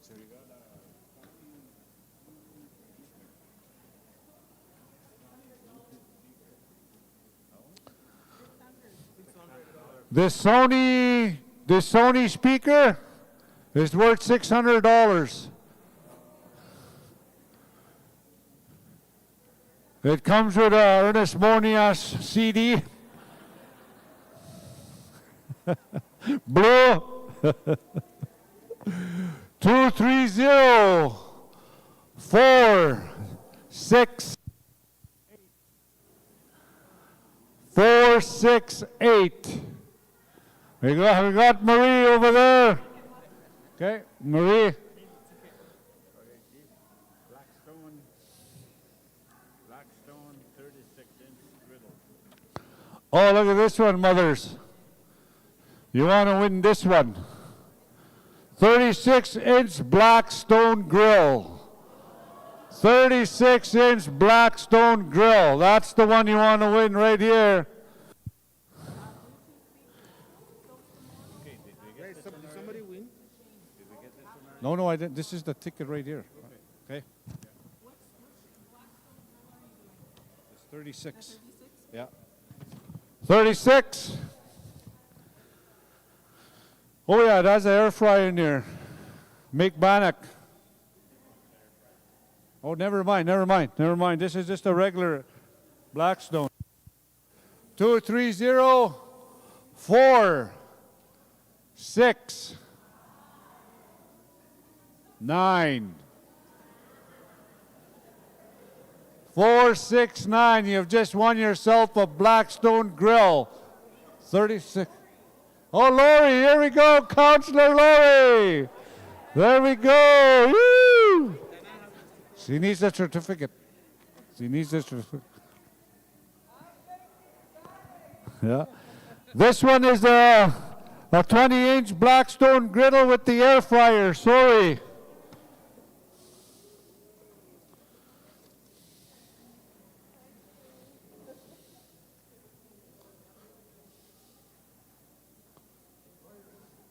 Is that a zero chip?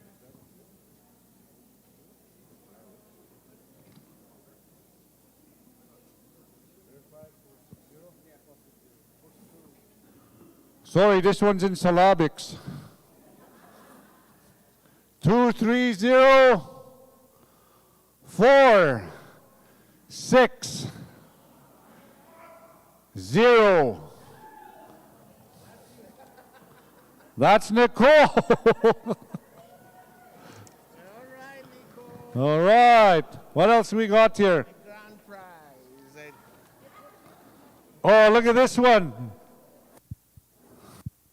An 85-inch Samsung TV is our grand prize. All right.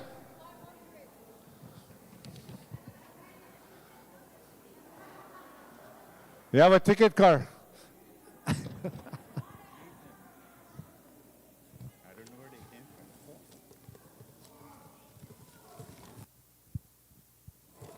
The numbers out. Drum roll! 85-inch. 230 4 1. Power in Charlotte! Hey, congratulations!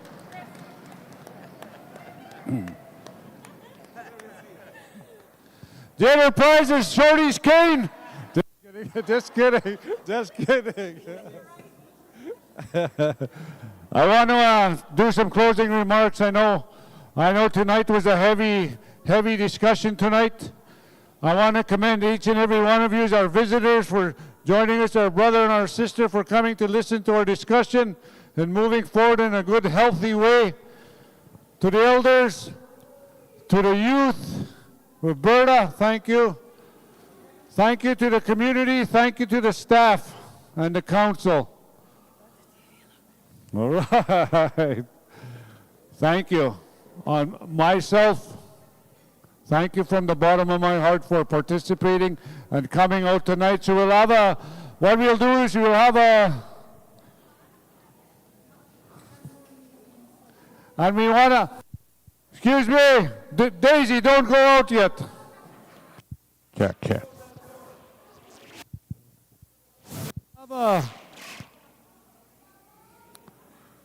I will have an updated meeting in the near future. Go up. And thank you. We need I think.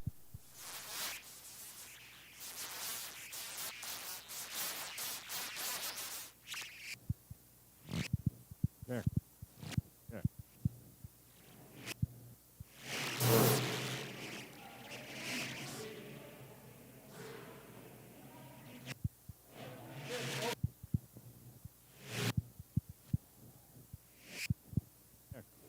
Check, 1, 2.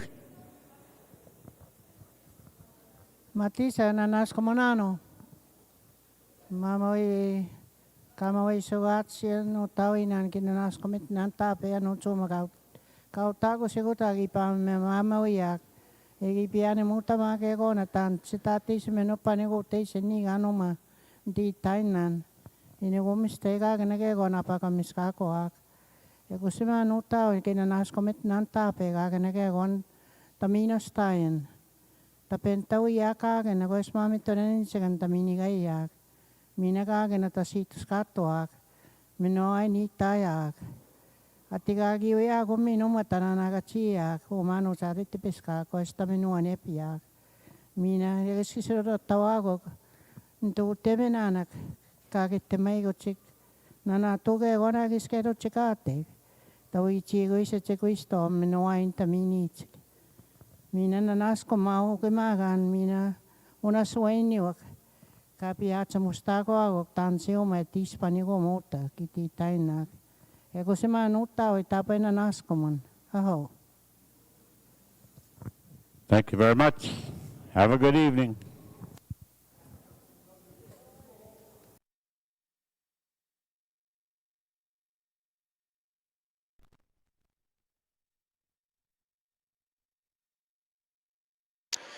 All right, so that concludes the meeting for today here from Opaskwayak Cree Nation. It was a great meeting, a lot of great information about community safety, a lot of great presentations. And sorry, somebody just moving my camera. Maybe I'll just zoom in a little bit here. Yeah, that's going to be it for today. I'd like to thank the community for inviting me to come out to be a part of their event, to cover their event. I hope everybody enjoyed the coverage. If you do, you could always like the stream. That's a good way to let me know that you guys enjoyed it. You could also share the stream. That's another way to let me know as well that you guys enjoyed it enough that you're trying to share it with loved ones. So that concludes our agenda for today. And it was a good day. Like I said, a lot of good information, a lot of great things happening from this meeting, and the future of OCN looks bright. If you want to follow me on Facebook, you can find me under Rod Arriagada, Q Sports Live, one word, space Manitoba. The Las Vegas profile picture is my actual profile picture, so anything else is not me. And if you want to message me to come out and cover an event in your community, or in this community even, anything you can think of, I'm capable of covering. You can message me at rod_Arriagada_204@yahoo.com. It would be a true honor for me to come out and represent your community and your event as best as possible. So we're going to go out the way that we came in. That will conclude this community safety meeting on Wednesday, May 6, 2026. I hope everybody enjoyed it. We will see you guys next time, whenever that may be. Until then, have a great night, everyone.